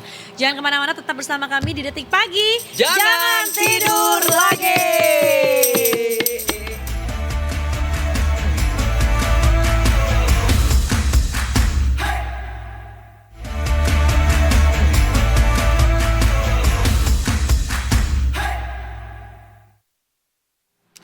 Selamat datang kembali di Detik Pagi. Jangan tidur lagi. Jujur kalau tadi aku tiduran dulu Detikers, karena aku bilang ke Eco ya sebagai seorang atlet ini kayak, Co tadi dari kemarin kan aku lagi ini guys, lagi treadmill. Tapi jadi- pakai beban. Hebat sih lo. Iya, jadi kan jalan. Karena kan boring kan, Cok. Iya. Gue ngapain lagi, terus bosen nonton juga, gue udah bosen lah gitu. Terus jadi udah gue belilah si weight bar yang 1 kilo 1 kilo. Jadi kan gerakannya tuh yang Bisa gini, kayak SKJ gitu kan. Terus gini. Pokoknya gitu aja santai sambil jalan tapi keringetan banget kan. Nah setiap kali ada gerakan yang cuma satu-satu atau sebelah-sebelah, itu katanya kita tuh justru men-challenge balance kita. Karena kan kalau misalnya naik sebelah gitu, itu tuh kayak lebih goyang kan. Nah tiap kali gerakan yang kayak gini misalnya, itu tuh sambil jalan, kita harus tegak, dadanya tuh harus busung alias harus pride, bangga. Nah itu tuh yang bikin gue sekarang kayak sambil gini. iya punggungnya Shoulder jadi press. sakit cok gitu. Makanya tadi aku kayak melehoy detikers, aku melehoy. Emang di umur-umur kita tuh udah nggak boleh putus yang namanya iya, minum vitamin. kalau enggak terus udah gitu doms lagi kan kalau kita ngulang dari awal. Kayak percintaan di umur segini emang Sulit. boleh putus gitu. Tapi kalau vitamin jangan sampai putus ya detikers. Sebuah perbandingan ya. Iya Urusan cinta boleh lah kita nggak Iyalah. berhasil, tapi kalau urusan vitamin nggak boleh kita abai. Ini Nindi, gue udah ketemu nih. Oh baiklah guys, jadi aku tuh lagi nanya ke Eco ya magnesium karena ada yang suka aku beli itu di salah satu brand Nih, gua Australia. kirimin. Udah habis, nah gue just tip temen gue baru datang lagi nanti pas ke Bali si teman gue yang dari Perth itu. Gue tuh udah minum ini dari 2018. Ini ada di toko oren nggak? Coba dicari, ada nggak?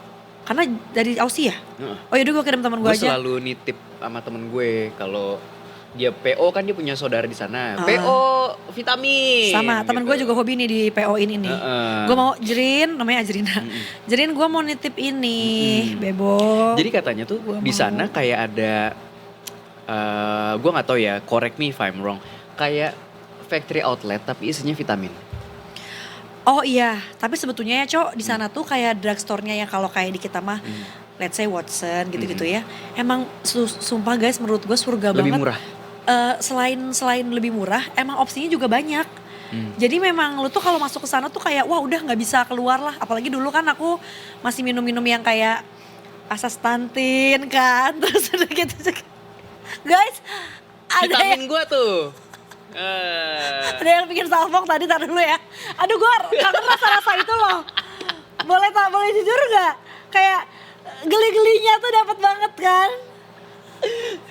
Itu maksudnya tuh geli-geli abis Minum olahraga, vitamin. abis doms maksudnya. Tadi kata Eco masa ini jangan berhenti harus dilanjutin lagi. Lah iya, Oh. karena ketika kita udah lama nggak olahraga, terus tiba-tiba kita olahraga rutin gitu ya, apalagi angkat beban lagi, itu emang harus Adjust lagi badannya. adjust lagi badannya. Dan itu ketika lo, besokannya akan DOMS pasti, tapi itu justru nggak boleh lo stop. Gila sih. Nah itu gue ngerasa ada doms ini tuh setelah 2 hari berturut-turut. Jadi yang hari pertama, di hari keduanya tuh gak berasa. Nah sekarang hari ketiganya which is berasa gitu. Karena mungkin gue 2 hari berturut-turut ya. Sebelum-sebelumnya kan gue udah 10 harian yang melakukan ini. Itu tuh Iya, gak. berarti lo kemarin 2 hari berturut-turut. Iya. Hari ini rest berarti. Nah kan pengennya rest niatnya. Tapi kan Anda bilang jangan stop. Iya sih. Besok aja restnya kalau nggak. Iya karena kemarin itu gue 2 kali itu Cok. Karena gue biasanya 1 kali exercise 30 menit cukup lah. Tapi gue cuma dapet 3.000 kan. Iya. Nah ini gue ngerasa gue 2 kali gue masih kuat. Lo target lo berapa sehari? Sebetulnya kalau goalnya banget 5.000. Tapi gue kadang kalau gue lagi mager 3.000 4.000 gue gak apa-apa. Oke. Kalau 8.000 10.000 tuh nanti lah Cok, gue rasa udah 6 bulan ke atas lah gitu. Nggak apa-apa, sambil nonton Harry Potter and the Deathly Hallows part 1 sama part 2. Gua ya, Bridgerton udah season 2 episode 3. Lo mau tepuk tanganin gue gak? Gue lagi nangisin Anthony yang lagi sedih-sedihnya inget bapaknya. Almarhum mendiang bapaknya itu. Dan gue setelah gue tonton ya, kan gue menemukan keseruan Bridgerton tuh season 1 Oh, akhirnya episode lo 5. nonton. Nonton Cok, menurut gue ini bukan 21 plus lagi tapi 27 plus gila. Iya emang. Orang tulisan di kiri atasnya itu ya bukan Sex, nudity, bukan apa? parental advisory lagi. Sex, nudity, violence. Iya. Guys, untung aku udah nikah dan kayak kita udah 30 tahun ke atas ya. Jadi kayak ya Allah nih kalau gua ngebayangin anak gua ntar nonton ini, gua rasa subscription-nya harus dijagain banget sih. Tapi kalau di dunia Bridgerton gitu ya, hidup lu cuman fokus di nikah, pesta, nikah, pesta. Iya. Begitu Dan aja. perjodohan. Dan jujur menurut gua untungnya gua bersyukur banget hidup di era sekarang dengan feminisme yang sudah semakin memperjuangkan hak-haknya. Gue ngerasa kalau di situ gue cuma nunggu dikawin aja sama Prince Charming. Ya iya. Iya kan? Kalau lu orang bangsawan, Iya, kalau kalau bukan lu siapa-siapa. warga sipil, Iya, nggak Kerja di dilirik. pabrik tahu. Banyak uangnya. Iya, bahkan jadi kayak menurut aku ya di Bridgerton tuh yang kayak tahu nggak sih yang si Lady Modiste-nya itu yang punya yang desainer Iya, itu. heeh. Jarang kan mereka bahkan Iya ada sih. yang jadi jurnalis yang si Lady Whistledown-nya itu. Iya, Itu kan sebetulnya cewek tapi kayak dicari tahu banget nih siapa, tapi ya jarang gitu, kayak seolah-olah cewek tuh kayak berpenghasilan sendiri tuh. Kalau lu tuh nggak harus berpenghasilan sendiri, lo tuh mendingan nunggu dikawinin dan lo tinggal terima uang dari suami lo aja kan gitu ya. Iya, ibaratnya gitu. Cuman ya kita lihat cewek-cewek ini kan juga kaya ya, tapi Meskipun gua ngerasa ternyata lu perhatiin bajunya nggak ada yang muter, bener semuanya baru. ya kan? Dan persoalan mereka adalah pakai baju apa di acara Iya. berikutnya kan, Heeh. si cewek-cewek Kayak ini. lu nggak tahu kegiatan lu hari itu apa, tapi pagi-pagi lu udah punya asisten yang siap Pakein baju. pakein lu baju, pakein lu Hairdo-in, rambut, iya, hairdo-in itu gila sih make up, hairdo-nya. apa segala macem. Bener, karena si cewek-cewek ini tuh terus pakai korset yang kenceng banget supaya si siluet badannya tuh kayak hourglass-nya kelihatan. Menurut gua kan itu jujur ya Cow, kalau diterapkan di zaman sekarang sangatlah tidak efisien gitu loh. Pergerakan lo tuh kayak malah justru kalau kata bahasa Jermannya kan karagok ya. Alias terbatas pergerakan lo. Gue sih mendingan gue pakai celana nih kayak gini, pakai kaos oblong, aduh enak banget. Tapi agendanya biasanya nih kalau misalnya orang-orang Bridgerton ini, kalau gue perhatiin ya di Tikers ya, bangun pagi, dandan, tea time. Karena kan UK banget ya. Iya, tea time Inggris sambil banget. kumpul keluarga, kayak catching up, ada berita apa pagi hari ini. Dan si oke. keluarganya tuh bertujuh, anaknya berenam, Iya. boomers banget lah. Siangannya pergi ke toko modiste buat cari baju, Buat acara berikutnya. buat acara berikutnya. Sorenya jalan-jalan di pinggiran sungai, river reservoir gitu kan, Iya. riverside. Yang cowoknya barulah berkuda, apa menembak. Main ke lounge pagi-pagi, Iya. siang-siang. Gila guys, jadi buat yang nonton seru banget, tapi janganlah kamu terlalu mendalami mimpimu karena sekarang kita bangun yuk. Ini kata Manperin, resiko badai PHK sudah di depan mata. Waduh, ini gawat sekali. Bunda Bukannya- Korla aja kena PHK loh kemarin. Iya, dari chain fast fashion Iya. fast food yang di Jerman sana ya betul, gitu. betul. Ini bukan mau nakut-nakutin The Tickers, tapi alangkah baiknya supaya kita bisa lebih aware, supaya kita juga mungkin bisa lebih mempersiapkan diri kita, karena kita nggak pernah tahu soalnya hari buruk tanggal apes itu nggak ada di tanggalan kalender handphone kita. Kayak aku lah, dapat gebiar akhir tahun. Tapi you survive kan by the end of the day. Iya sih. Ya mungkin karena lo kan juga terpapar informasi kayak gini coy, jadi mungkin lo bisa lebih beradaptasi lah Betul, gitu. betul, Nah betul, itulah betul. pentingnya kita sebagai manusia punya banyak backup plan dan punya banyak kebisaan supaya kita tuh kalau ada kayak gini boleh panik tapi tetap tenang Betul gitu ya. sekali. Ini tentang berlangsungnya konflik di Timur Tengah The Tickers yang berpotensi menimbulkan PHK massal. Kalau kata Pak Agus Gumiwang sekali lagi selaku Menteri Perindustrian, kita ini sekarang dalam kondisi yang memang harus diberi perhatian dan yang menghadapi kondisi ini bukan hanya Indonesia. Menurutnya saat ini sektor manufaktur dalam negeri sedang menghadapi berbagai tekanan, mulai dari rantai pasok, harga bahan baku produksi, sampai pelemahan pasar. Tapi ia juga meyakini kondisi ini hanya bersifat sementara mengingat mayoritas tekanan berasal dari faktor global. Tekanan terhadap market, ada tekanan terhadap bahan baku, itu memang dihadapi oleh semua negara, semua pihak. Dan saya yakin ini sifatnya sementara, saya yakin. Agus juga percaya dalam negeri mampu bertahan di tengah ketidakpastian ekonomi dan geopolitik global saat ini, sebab kondisi seperti ini bukanlah kali pertama sektor manufaktur mengalami tekanan. Saya tetap percaya dengan resiliensi sektor manufaktur, kita sudah berkali-kali mengalami krisis dengan magnitud yang luar biasa. Terakhir COVID-19, di mana teman-teman manufaktur bisa menunjukkan resiliensinya. Sebelumnya, Konfederasi Serikat Pekerja Indonesia atau KSPI mengingatkan adanya potensi PHK massal dalam 3 bulan ke depan imbas pecahnya konflik di Timur Tengah. Dan informasi ini didapat dari para buruh di lapangan. Serikat pekerja disebut sudah diajak berdiskusi oleh perwakilan perusahaan terkait potensi pengurangan tenaga kerja. Dan menurut Presiden KSPI Said Iqbal, ancaman PHK paling terasa di sektor tekstil dan produk tekstil atau TPT termasuk benang, kain dan juga polyester. Tapi realitanya laporan dari anggota KSPI bukan orang lain. Serikat pekerja di perusahaan terutama di sektor industri TPT, tekstil dan produk turunannya, benang, kain dan polyester dan sebagainya. Sektor kedua yang terancam melakukan PHK adalah industri plastik. Akibat lonjakan harga bahan baku impor. Nah, industri ini menghadapi tekanan karena biaya produksi meningkat seiring pelemahan rupiah terhadap dolar AS. Dampak lanjutan juga bisa merembet ke industri lain kayak elektronik dan otomotif yang banyak menggunakan komponen berbahan plastik. Selain itu, sektor semen juga menghadapi tekanan akibat kelebihan pasokan atau oversupply seiring permintaan yang melemah akibat konflik. Bener banget ya, terutama mungkin kalau kamu perhatiin plastik itu sekarang, ya meskipun gue seneng gitu ya Cok, ketika orang akhirnya kan mencari alternatif lain selain plastik gitu ya, karena mungkin harganya juga semakin melambung, tapi in a way kita juga jadi mereduce atau mengurangi penggunaan plastik supaya nggak banyak-banyak banget gitu ya. Betul. Ini jujur aja Detikers ya, di kantor kami tuh kami kan setelah siaran tuh dapat makan siang gitu ya. Nah, tadinya tuh box-box plastik kayak gini tuh pakai plastik, pakai tin wall. Betul. Tapi sekarang jadi pakai kertas juga aja kayak gini, which is aku sih support ya. Jadi ya itulah, dia mungkin selalu ada ibaratnya blessing in disguise ketika ada tekanan di bidang di sudut yang lain gitu, tapi kamu juga ternyata ada yang patut disyukuri gitu. Jadinya kita bisa lebih baik lagi dan bisa lebih mempersiapkan lagi. Betul sekali. Dan ini mungkin juga ada kaitannya dengan badai PHK ataupun situasi geopolitik yang terjadi di dunia saat ini, Detikers, karena ini juga termasuk ke ranah Bandung Zoo yang bulan Februari kemarin juga kan ditutup ya. Nah, karena satu dan lain hal gitu kan, sehingga tidak bisa mencukupi biaya operasional. Gitu kan, sedih ya kita dengernya ya. Sedih banget. Yang mana bisa dibilang ini adalah salah satu tempat wisata yang cukup legend lah ya. Apalagi lo dari kota Bandung sendiri. Nah, tapi gue penasaran juga Cok, ini tuh Bandung Zoo sama Kebun Binatang Bandung apakah sama? Karena gue curiga ini tuh yang lokasinya bukan di Taman Sari yang kita tahu. Yang di ITB itu. Katanya ini tuh apakah yang di Lembang atau di mana? Nah, kita mendingan tanya langsung aja sama reporter Detik Jabar, ada Kang Rifat Alhamidi, tentang sebanyak 711 satwa Bandung Zoo yang siap dipindahkan dan translokasi katanya akan menjadi jalan penyelamatan. Selamat pagi Kang Rifat. Selamat pagi Kang Rifat. Selamat pagi Mas Eco dan Mbak Indi. Kang Rifat, kumaha kabarna sae? Alhamdulillah saya. Alhamdulillah. Kang, ini aku sebagai wargi Bandung ya, sebagai yang berKTP Bandung Jawa Barat dulunya. Boleh tahu nggak Kang, ini tuh Bandung Zoo tuh yang di Taman Sari atau beda? Karena takutnya beda nih, soalnya kan di Bandung dan sekitarnya juga mulai banyak bermunculan kebun binatang serupa ya. Iya, saya tepat di belakang sekarang tempat yang dinamakan sebagai Kebun Binatang Bandung ataupun Bandung Zoo begitu.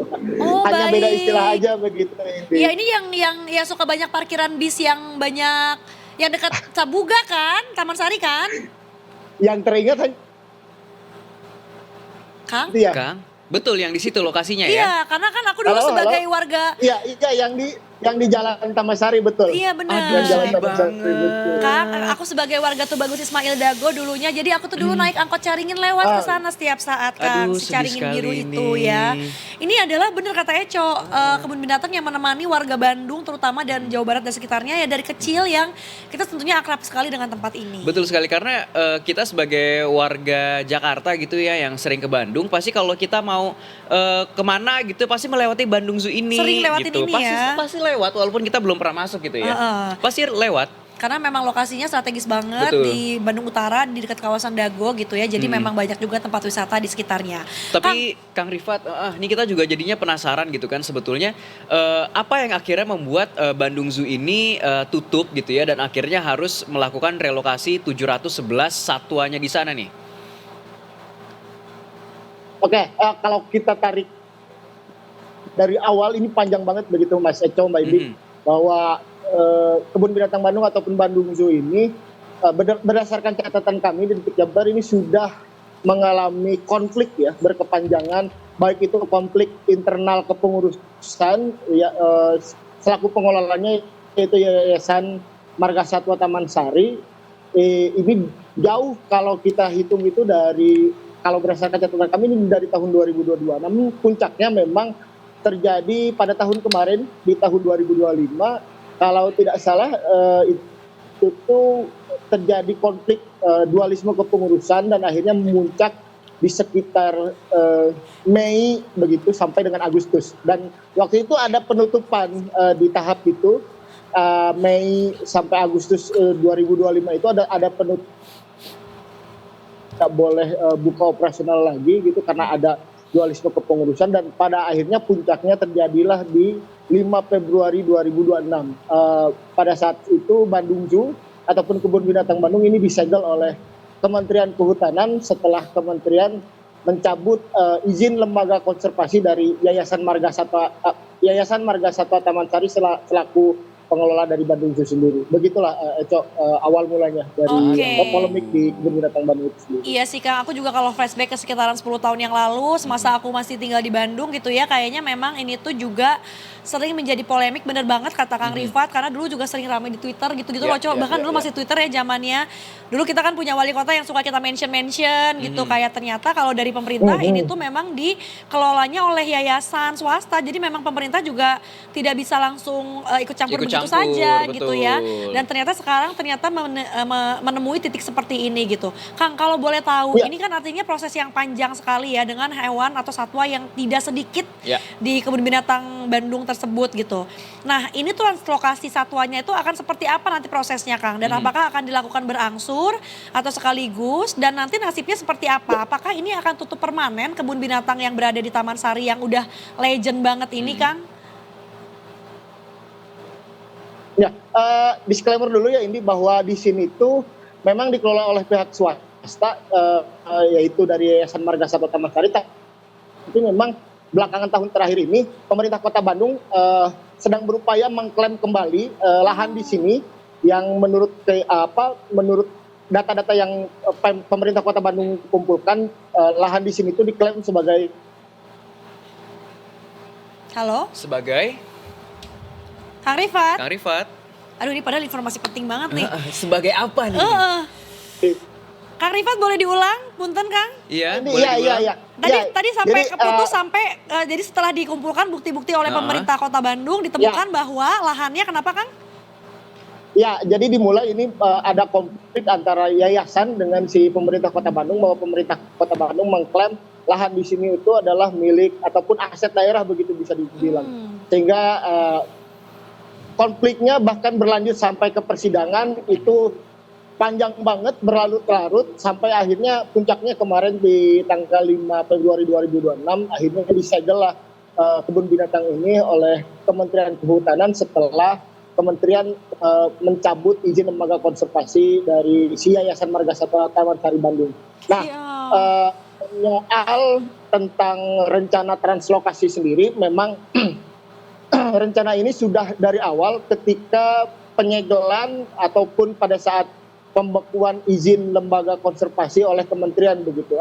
Usulan ini ataupun opsi ini sempat dikemukakan oleh balai BKSDA Jawa Barat ya, sebagai kepanjangan dari Kementerian Kehutanan. Memang ada rencana untuk translokasi, cuma memang pemerintah Kota Bandung yang pada saat itu dia jadi leading sektornya untuk mengurus kebun binatang Bandung ini mengupayakan supaya tidak terjadi relokasi satwa di sini ya, karena jumlahnya pun memang cukup banyak, dan berdasarkan catatan Balai BKSDA itu sampai 711 ya, dan rata-rata memang satwa yang dilindungi dan satwa endemik begitu di kebun binatang ini sendiri. Nah, pada saat ini disegel begitu oleh kementerian memberikan waktu sekitar 3 bulan dari 5 Februari sampai tenggat waktunya kemarin di hari Selasa 5 Mei 2026 untuk Pemkot Bandung itu supaya segera menunjuk istilahnya pengelola baru lah begitu. Ya, untuk bisa melakukan pengelolaan dan juga membuka kembali operasional si Bandung Zoo. Hanya memang pemerintah Kota Bandung sebetulnya sudah berupaya semaksimal mungkin pada saat itu mengundang sekitar 80 lembaga ataupun 85 yayasan kalau tidak salah. Catatan kami itu 85 yayasan. Hanya memang yang tertarik ya, belum mendaftar itu baru 4 begitu, Eco. Ini kan ini terjadi karena memang pemerintah Kota Bandung punya persyaratan yang ketat ya, persyaratan yang ketat, dan yang satu yang memang pemerintah Kota Bandung tekankan, yang pertama itu adalah SDM ataupun para pegawai di sini tetap dipertahankan keseluruhan gitu, semuanya tetap dipertahankan, lalu mempertahankan historis ya, historis ataupun sejarah yang berada di kebun binatang Bandung ini sendiri. Jadi historis dari para pendahulunya begitu, para perintisnya ini minta untuk dipertahankan. Sepertinya memang ada deadlock di masalah ini sendiri gitu.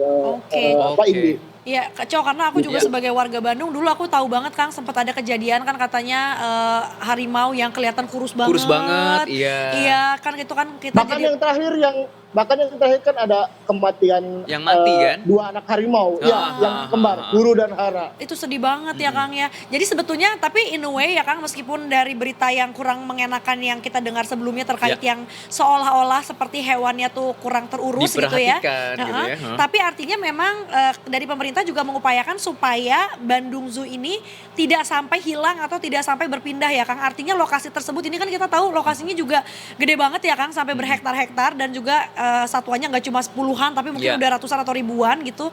Ini memang tetap akan di situ ya, cuma mungkin diharapkan nanti akan ada pengelola yang lebih baik, kurang lebih begitu ya Kang? Kurang lebih begitu.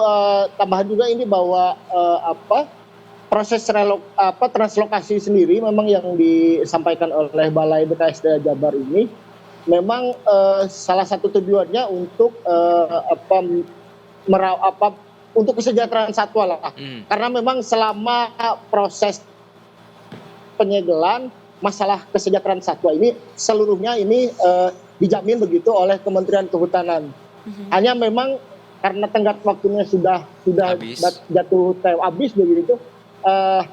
Informasi yang kami dapatkan begitu ini bahwa pemerintah Kota Bandung sebetulnya mengajukan ada perpanjangan waktu lah.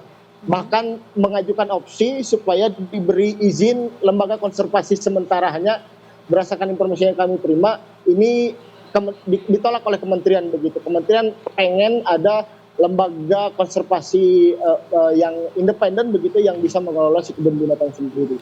Lalu untuk rencana translokasi sendiri sampai detik ini dari tadi saya berada di sini memang belum ada aktivitas sampai ke sana ya Indi dan Eco. Hanya memang kita belum tahu kapan waktunya translokasi ini akan dilakukan. Cuma berdasarkan informasinya memang rencana si satwa ini akan dipindahkan begitu ya ke beberapa lembaga konservasi yang terdekat, diprioritaskan yang ada terdekat di wilayah-wilayah Jawa Barat. Salah satunya informasi yang kami terima itu ada di Garut, Sukabumi dan beberapa wilayah lain. Hanya untuk Lembang Patsu tidak masuk hitungan itu. Oke. Nah Kang, tapi kalau boleh tahu apakah yang akan terjadi di selama mungkin pergeseran gitu ya pengelolaan dari apakah yayasan yang baru atau mungkin ya manajemen yang baru gitu ya, mengingat kan gimana pun juga ini adalah hewan satwa yang tetap hidup ya, tetap akan butuh perhatian, pengurusan, kemudian harus diberi makan juga. Nah ini sekarang seperti apa nih nasibnya Kang? Apakah tetap mendapatkan penghidupan yang layak dan kemudian sekarang statusnya Bandung Zoo ini seperti apa Kang? Apakah tutup sementara atau sebetulnya kalau ada wisatawan yang ingin berkunjung masih bisa masuk seperti biasa? Ya udah nggak bisa ya karena udah tutup dari bulan Februari. Udah tutup ya berarti ya? Kalau hitung-hitungan ditutup itu dari tahun kemarin, Eco dan Indi. Bahkan ya. Kang? Halo, Kang Rifat. Nataru ya. Hanya memang dibukanya itu terbatas. Waktu itu sempat dibuka libur Nataru, dibukanya secara terbatas dan itu pun digratiskan begitu untuk warga yang datang. Dan akhirnya membludak waktu itu. Membludak. Tapi kalau kita boleh tahu gitu ya, ada satwa prioritas nggak sih yang akan dilakukan translokasi ini? Apakah mungkin ada beberapa spesies satwa yang akan direlokasi ke Garut gitu ya? Dan kira-kira apakah dipencar-pencar gitu ya? Iya, dipencar-pencar. Apakah nanti ke depannya ketika setelah translokasi gitu ya, kemudian Bandung Zoo kembali beroperasi, apakah satwa tersebut akan diambil kembali atau bagaimana nih? Ya, Eco, kami belum dapat konfirmasi lebih rinci lagi kapan translokasi itu akan dilakukan. Hanya memang jika melihat kondisi yang ada, tentu beberapa satwa yang sepertinya akan diprioritaskan itu adalah gajah, begitu ya, harimau, singa dan yang lain-lain. Itu kan hewan-hewan endemik dan juga hewan-hewan yang dilindungi gitu. Dan ada beberapa satwa-satwa yang lain juga yang memang itu endemik. Dan bicara soal masa depan kebun binatang Bandung, sebelum Wali Kota Bandung Muhammad Farhan itu sebelum sebelum ada pernyataan translokasi, beliau sempat menyatakan ada 3 opsi yang akan diambil ya. Ada 3 opsi yang memang sedang dipertimbangkan untuk masa depan Bandung Zoo. Bahwa Bandung Zoo akan dipertahankan seperti sekarang begitu, tetap pada hakikatnya sebagai area wisata edukasi satwa begitu di sini. Terus dia akan berubah konsepnya, tetap jadi kebun binatang, hanya konsepnya yang berbeda. Dan yang terakhir ini yang mungkin akan menimbulkan pro kontra begitu, bahwa di sini tuh hanya akan dijadikan sebagai ruang terbuka hijau semata begitu, tidak ada satwa lagi. Baiklah. Nah, tapi memang statement itu belum kami konfirmasi ulang, itu statement yang dulu pada saat penyegelan oleh kementerian. Nah, sekarang dengan munculnya pernyataan dari Balai BKSDA untuk rencana translokasi, apakah nanti dari pemerintah Kota Bandung menyetujui ataupun langkah kedepannya bagaimana, kami belum mendapatkan konfirmasi lanjutan begitu. Ya, baiklah. Jadi banyak kemungkinan yang akan terjadi ya, dan sekarang tuh masih belum dipastikan dan arahnya tuh bisa kemana-mana banget ya Kang.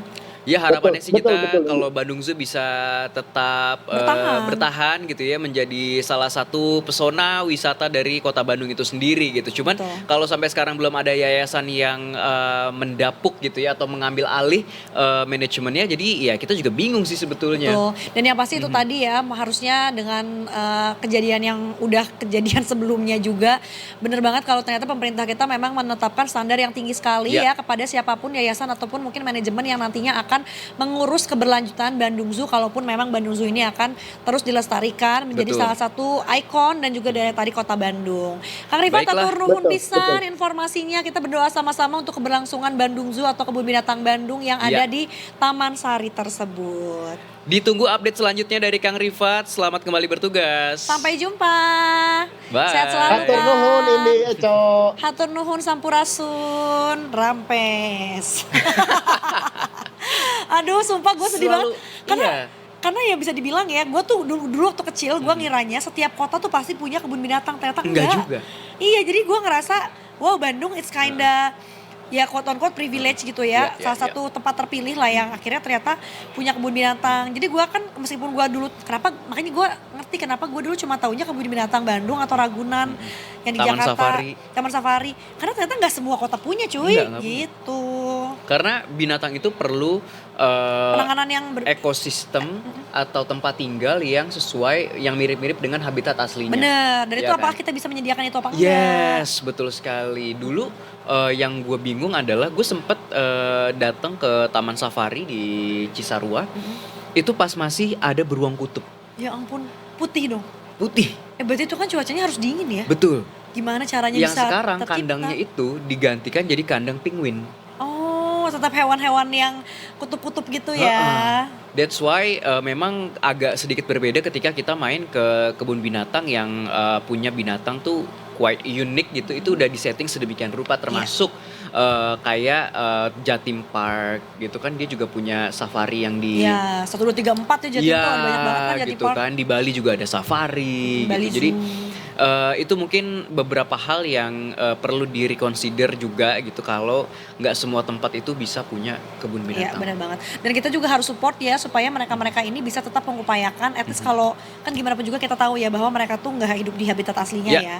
Karena sebenar-benarnya dan sebagus-bagusnya ya mereka hidup di habitat aslinya. Tapi mungkin kita bisa memilih beberapa kebun binatang yang menerapkan sistem konservasi. Jadi katanya konservasi itu tuh detikers nanti kalau misalnya mereka memang sudah besar dan sudah bisa hidup layak, mereka bisa dilepaskan ke alam bebas gitu. Dan itu gimana mereka bisa survive di alam bebas kan berarti artinya harus semirip mungkin sih habitat di kebun binatangnya.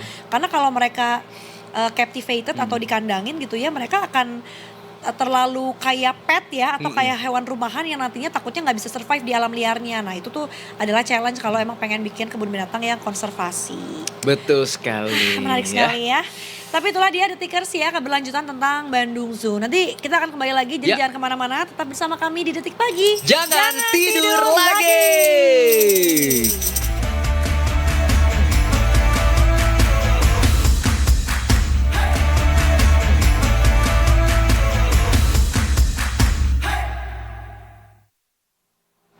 Kembali lagi di Detik Pagi, jangan tidur lagi.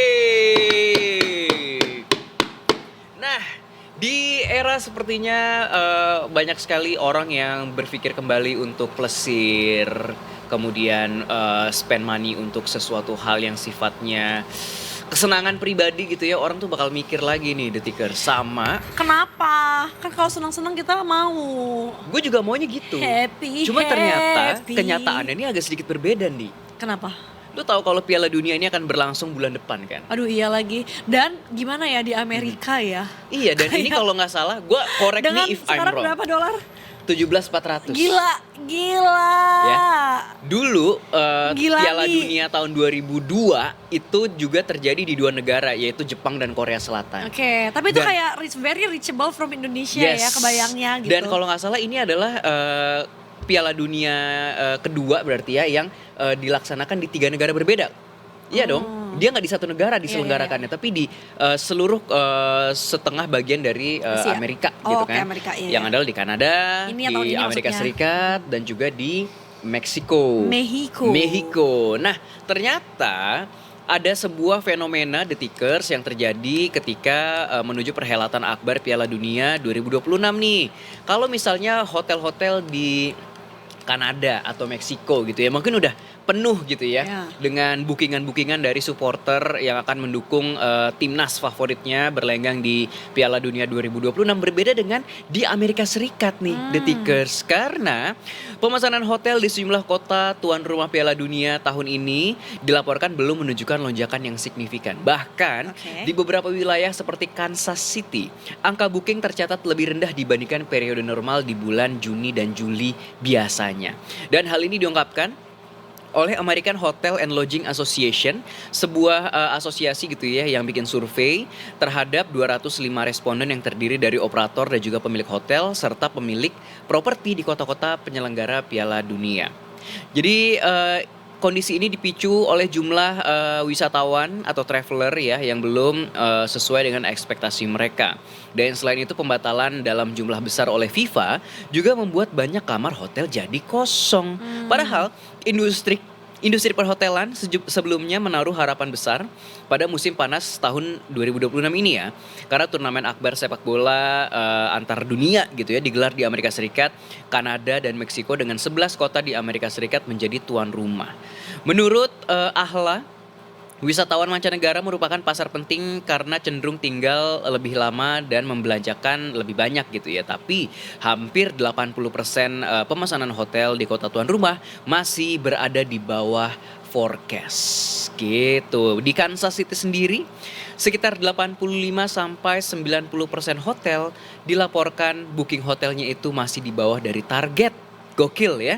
Dan mereka menyebut bahwa sejumlah negara termasuk Belanda telah menambah staf kedutaan untuk mengantisipasi lonjakan pengunjung, di mana CEO Visit KC dan juga Kansas City Sport Commission yaitu Kathy Nelson optimis bahwa target mereka 650.000 pengunjung selama turnamen akan tercapai.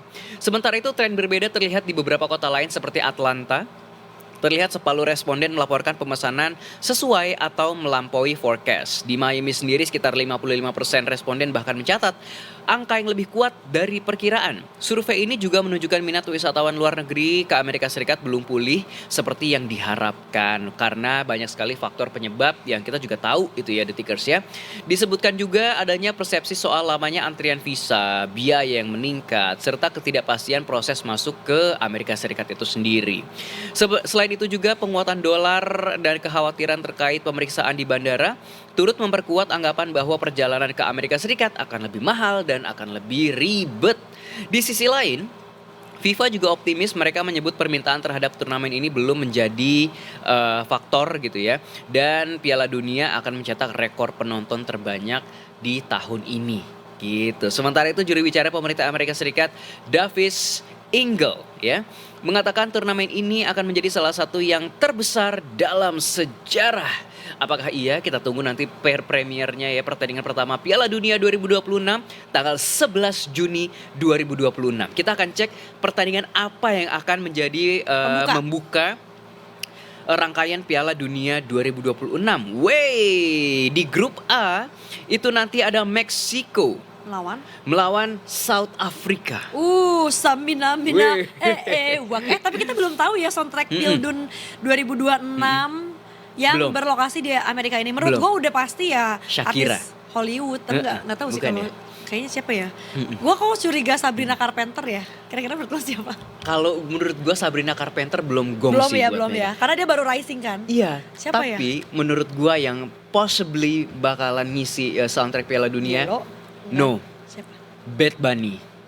Oh, tapi kan sama Trump lagi di ini Tapi banget. kemarin kan dia kayak Super bikin, Bowl. bisa Kita lihat ya. jadi Bad Bunny, Shakira lagi. Shakira sih kalau mau lagi juga bisa banget ya. Iya.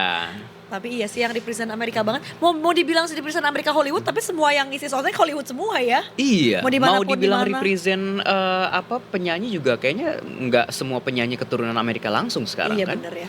Semuanya imigran. Semuanya imigran. Gue juga, coba kita kan we've been to America at the Yeah. same year ya. Kita Yeah, 2024 yeah, kan. Gue ngerti sih bahwa kayak oh iya memang imigran di sana banyak banget sih ya. Kayak kalau di kita mungkin detikers ya noleh kiri kanan, bahasa Inggris sudah pasti lah ya kayak karena bahasa internasional. Mungkin yang paling agak sering didengerin di telinga aku tuh mungkin bahasa Mandarin. Spanish. Jarang di Indo, emang lu sering denger? Oh di Amerika? Oh iya, nah kalau di sana tuh Spanish speaking guys, which is ya negara-negara Amerika Latin dan sekitarnya itu karena Second kan mereka language kayaknya menurut iya gue Spanish speaking. Jadi gila, jangankan ketemu sama orang Indonesia ya, ketemu sama fellow Asian aja tuh jarang banget ya. Iya. Bener-bener minority banget kita di sana dan kita ngerti bahwa ya sebetulnya lagian kalau mau ditanya orang Amerika asli tuh yang mana sih, karena kan mereka yang suku-suku pedalaman Indian gitu kan. Betul, kalau Native American ya udah pasti orang India. Dan mereka nggak tinggal, I think ya di New York, itu juga Iya. di negara belahan mana Amerika. Mungkin gitu. tinggalnya di Nevada gitu. Itu makanya. Terus dari itu grup A ya, baru grup A aja tadi Grup ya. A aja. Grup lainnya ada nggak, Cok? Grup lainnya itu pertandingan pertama ya. Ada, ini kita cek dulu. Oke, pertandingan pertama itu ada Meksiko melawan South Africa atau Afrika Selatan. Dilanjutkan dengan Korea Selatan melawan Czech Republic. Czech Republic, Ceko ya. Yes. Oke. Kemudian itu kan di tanggal 12 ya. Heeh. Kalau di tanggal 13-nya itu ada Kanada melawan Bosnia and Herzegovina. Oh, Kemudian dilanjutkan USA atau Amerika Serikat Wow. versus Paraguay. oh. Tapi kalau bisa dibilang rata-rata yang jadi pertandingan pembuka yang tuan rumah ya. Yap, Yang betul. kayak tadi ada apa yang pertama tuh? Meksiko lawan South Africa itu Apakah di mungkin Mexico City. Emang sekalian dipilih juga jadi tuan rumah juga ya. Ya. Hah, kita akan tunggu aja Detikers ya. Yang pasti sih mungkin aku penasaran sama dari tim kami Detikom, nanti akan dari redaktur Detik Sport kira-kira siapa yang berangkat? Apakah Mas Lukas atau mungkin Mas Afif? Siapa? Belum. Bukan dua itu ya? Udah. Bukan dua itu ya? Oh. Mas Randra, Penasaran. visa kita masih bisa loh kalau Visa buat kita masih nyala reportase. 5 tahun, 5 tahun. Bikin Iya visa kan, Bi? aja, bikin visa aja satu Iya ya. kan? Berapa duitnya dan kedua belum tentu di approve. Aduh, one of the hardest visa in the world is Amerika. Betul Jadi sekali. once you can enter Amerika, you can enter the whole country in the world. Betul sekali, dan kita Legit. masih punya visanya. Jadi kalau misalnya butuh reporter yang bisa langsung jalan, Berangkat. kita siap. Berangkat, Ya, bener ya. berangkat, gila. Udah tau lah beberapa spot di LA, di Las Vegas dan di New York lah aku bisa. Di Chicago juga udah. Betul. Perhatian kepada redaktur Detik Sport ya. Betul sekali. Kita bisa Halo. melaporkan, kita bisa jadi reporter ya. Benar, Ntar benar. tinggal pinjam seragam. Benar. Tinggal pakai nemtek juga nanti dibawa ke sana aman aja ya. Dan kalau yang ini juga sudah siap melaporkan situasi terkini juga, bukan dari Piala Dunia, tapi dari Traffic Information Center MTMC Polda Metro Jaya. Itu dia. Kita ketemu lagi sama Brigadir Ade. Halo, selamat pagi. Selamat pagi Pagi. kembali Brigadir Ade. Brigadir Ade, apakah udah sarapan di pertemuan yang kedua ini? Sebenarnya aku udah sarapan dari jam 6 pagi. Apakah itu yang jadi sarapan Brigadir Ade? Kebetulan di rumah lagi ada ibu aku. Ih senang. Apa? Lagi ada ibu. Kita setuju ya. Kalau lagi ada ibu di rumah, apalagi kan kita nggak tinggal sama ibu ya, Cok. Itu enak banget deh. Meja makan tuh bervariasi pol. Ini yang lagi aku rasakan, rumahku tuh kosong, gak ada orang tua. Iya, Brigadir Ade, bapak ibunya Eco lagi naik haji, kita doakan sama-sama ya. Semoga jadi haji yang mabrur. Terima kasih. Amin. Masya Allah, berangkat Oh, tanggal 25. Econya juga nyusul. Amin, ya Allah. Terima kasih Brigadir juga. Ade. Amin, aku juga. Amin. Kita semua ya, semoga Kita terpanggil. doakan. Baiklah kalau gitu sekarang waktunya Brigadir Ade untuk melaporkan situasi terkini lalu lintas di ibu kota dan sekitarnya. Silakan. Baik, terima kasih Indi dan Eco. Selamat pagi Detikers. Kembali lagi dengan saya Brigadir Ade Sintia hadir untuk menginformasikan arus lalu lintas terkini melalui pantauan CCTV Korlantas Polri. Dan langsung saja CCTV pertama kita menuju ke kawasan Jembatan Layang Mampang, Jakarta Selatan. Arus lalu lintas pada pagi hari ini dari arah Tenden menuju ke arah Pancoran dari jalur flyover terpantau ramai lancar. Peningkatan volume kendaraan masih terjadi dari arah Cawang menuju ke arah Semanggi dari jalur arteri. Harap bagi para pengendara yang melintasi jalur arteri untuk tetap bersabar dan cek kembali atribut berkendaraan dan mengingat di kawasan ini ada pun kamera etle yang akan mengcapture segala aktivitas pengendara. Selanjutnya kita bergeser menuju ke kawasan Simpang Prambanan, Yogyakarta. Arus lalu lintas dari arah Jogja yang akan menuju ke arah Klaten atau Solo terpantau ramai lancar. Begitupun dari arah Jogja yang akan menuju ke arah Piungan atau Bantul juga terpantau kondusif lancar. Dan harap bagi para pengendara pastikan untuk tidak memarkirkan kendaraan Anda di bahu jalan dikarenakan dapat mempersempit lajur kendaraan yang dapat berimbas kemacetan. Selanjutnya kita bergeser menuju ke kawasan Simpang Japanan Porong, Sidoarjo, Jawa Timur. Arus lalu lintas dari arah Surabaya yang akan menuju ke arah Malang terpantau ramai lancar, begitupun dari arah sebaliknya. Terlihat di kawasan ini banyak dilalui oleh kendaraan angkutan barang, harap bagi para pengendara untuk menjaga jarak aman dengan kendaraan tersebut. Dan yang terakhir kita menuju ke kawasan Simpang Topati, Bali. Arus lalu lintas dari arah Gatot Subroto Barat yang akan menuju ke arah Sanur terpantau ramai lancar, begitupun dari arah Denpasar yang akan menuju ke arah Gianyar. Juga terpantau kondusif lancar. Perlambatan kecepatan kendaraan terjadi hanya menjelang traffic light dan kami ucapkan terima kasih bagi pengendara yang telah berhenti di belakang garis stop saat lampu merah dan harap bagi para pengendara juga untuk tidak menerobos lampu merah demi keselamatan Anda dan juga pengendara lain. Dan demikian informasi yang dapat kami sampaikan dan bagi Anda yang ingin mendapatkan informasi tentang kondisi arus lalu lintas terkini, Anda dapat menghubungi call center kami di 1500669 atau dapat melalui WA Center di 0858 71500 669. Demikian Brigadir Adi Sintia melaporkan dari studio NTMC. Salam presisi. Selanjutnya kembali kepada Indi dan Eco di studio. Terima kasih Brigadir Ade. Terima kasih banyak Brigadir Ade atas laporannya. Itu dia, kita ketemu lagi nanti di hari-hari berikutnya. Jadi sampai jumpa lagi. Sampai jumpa, selamat kembali bertugas. Bye, sampai berjumpa, selamat bertugas. Dan kemarin Met Gala lo lihat? Gue sih Lisa sih. Kayak she understood the assignment karena kayak I am the art gitu. I am the piece of art. Tapi kalau menurut gua dari personil Blackpink yang datang, Jisoo. Karena dia yang pink-pink itu kan Jisoo tuh ya. Karena Jisoo flowery. tuh first ini kan, first Met Galanya. Iya, first appearance dia di Met Gala juga gitu. Memang sih karena dan dia tuh emang apa ya? Meskipun mungkin dressnya terkesan ya udah dress aja gitu meskipun dengan aksen bunganya ya, tapi flattering banget sih memang di badannya dia. Lo tahu dia pakai apa kemarin di lehernya dia? Apa? Klasik Cartier. Oh dia tuh whole body pakai Cartier ya? Mahal banget, iya. Mahal banget nih. Bunda Maya hati-hati ada Jisoo. ada Jisoo. Tapi Bunda Maya punya, Jisoo dipinjemin. Bener. Iya kan? Tetap ya, hidup dari Irwan ya. Detikers, kayaknya time to say goodbye juga. Ekco, terima kasih banyak. Terima kasih banyak Indi. Kita ketemu lagi besok ya. Kita ketemu lagi besok di jam yang sama karena Detik Pagi akan selalu hadir menemani kamu dari jam 8 sampai dengan jam 11. Betul sekali. Dan jangan lupa untuk follow semua sosial media kita. Bisa streaming juga di website kita di 20 detik. Kemudian TikTok, Instagram, kemudian YouTube semuanya @detikcom. Itu dia Detikers ya. So kita ketemu lagi besok. Jadi saksikan selalu Detik Pagi. Jangan tidur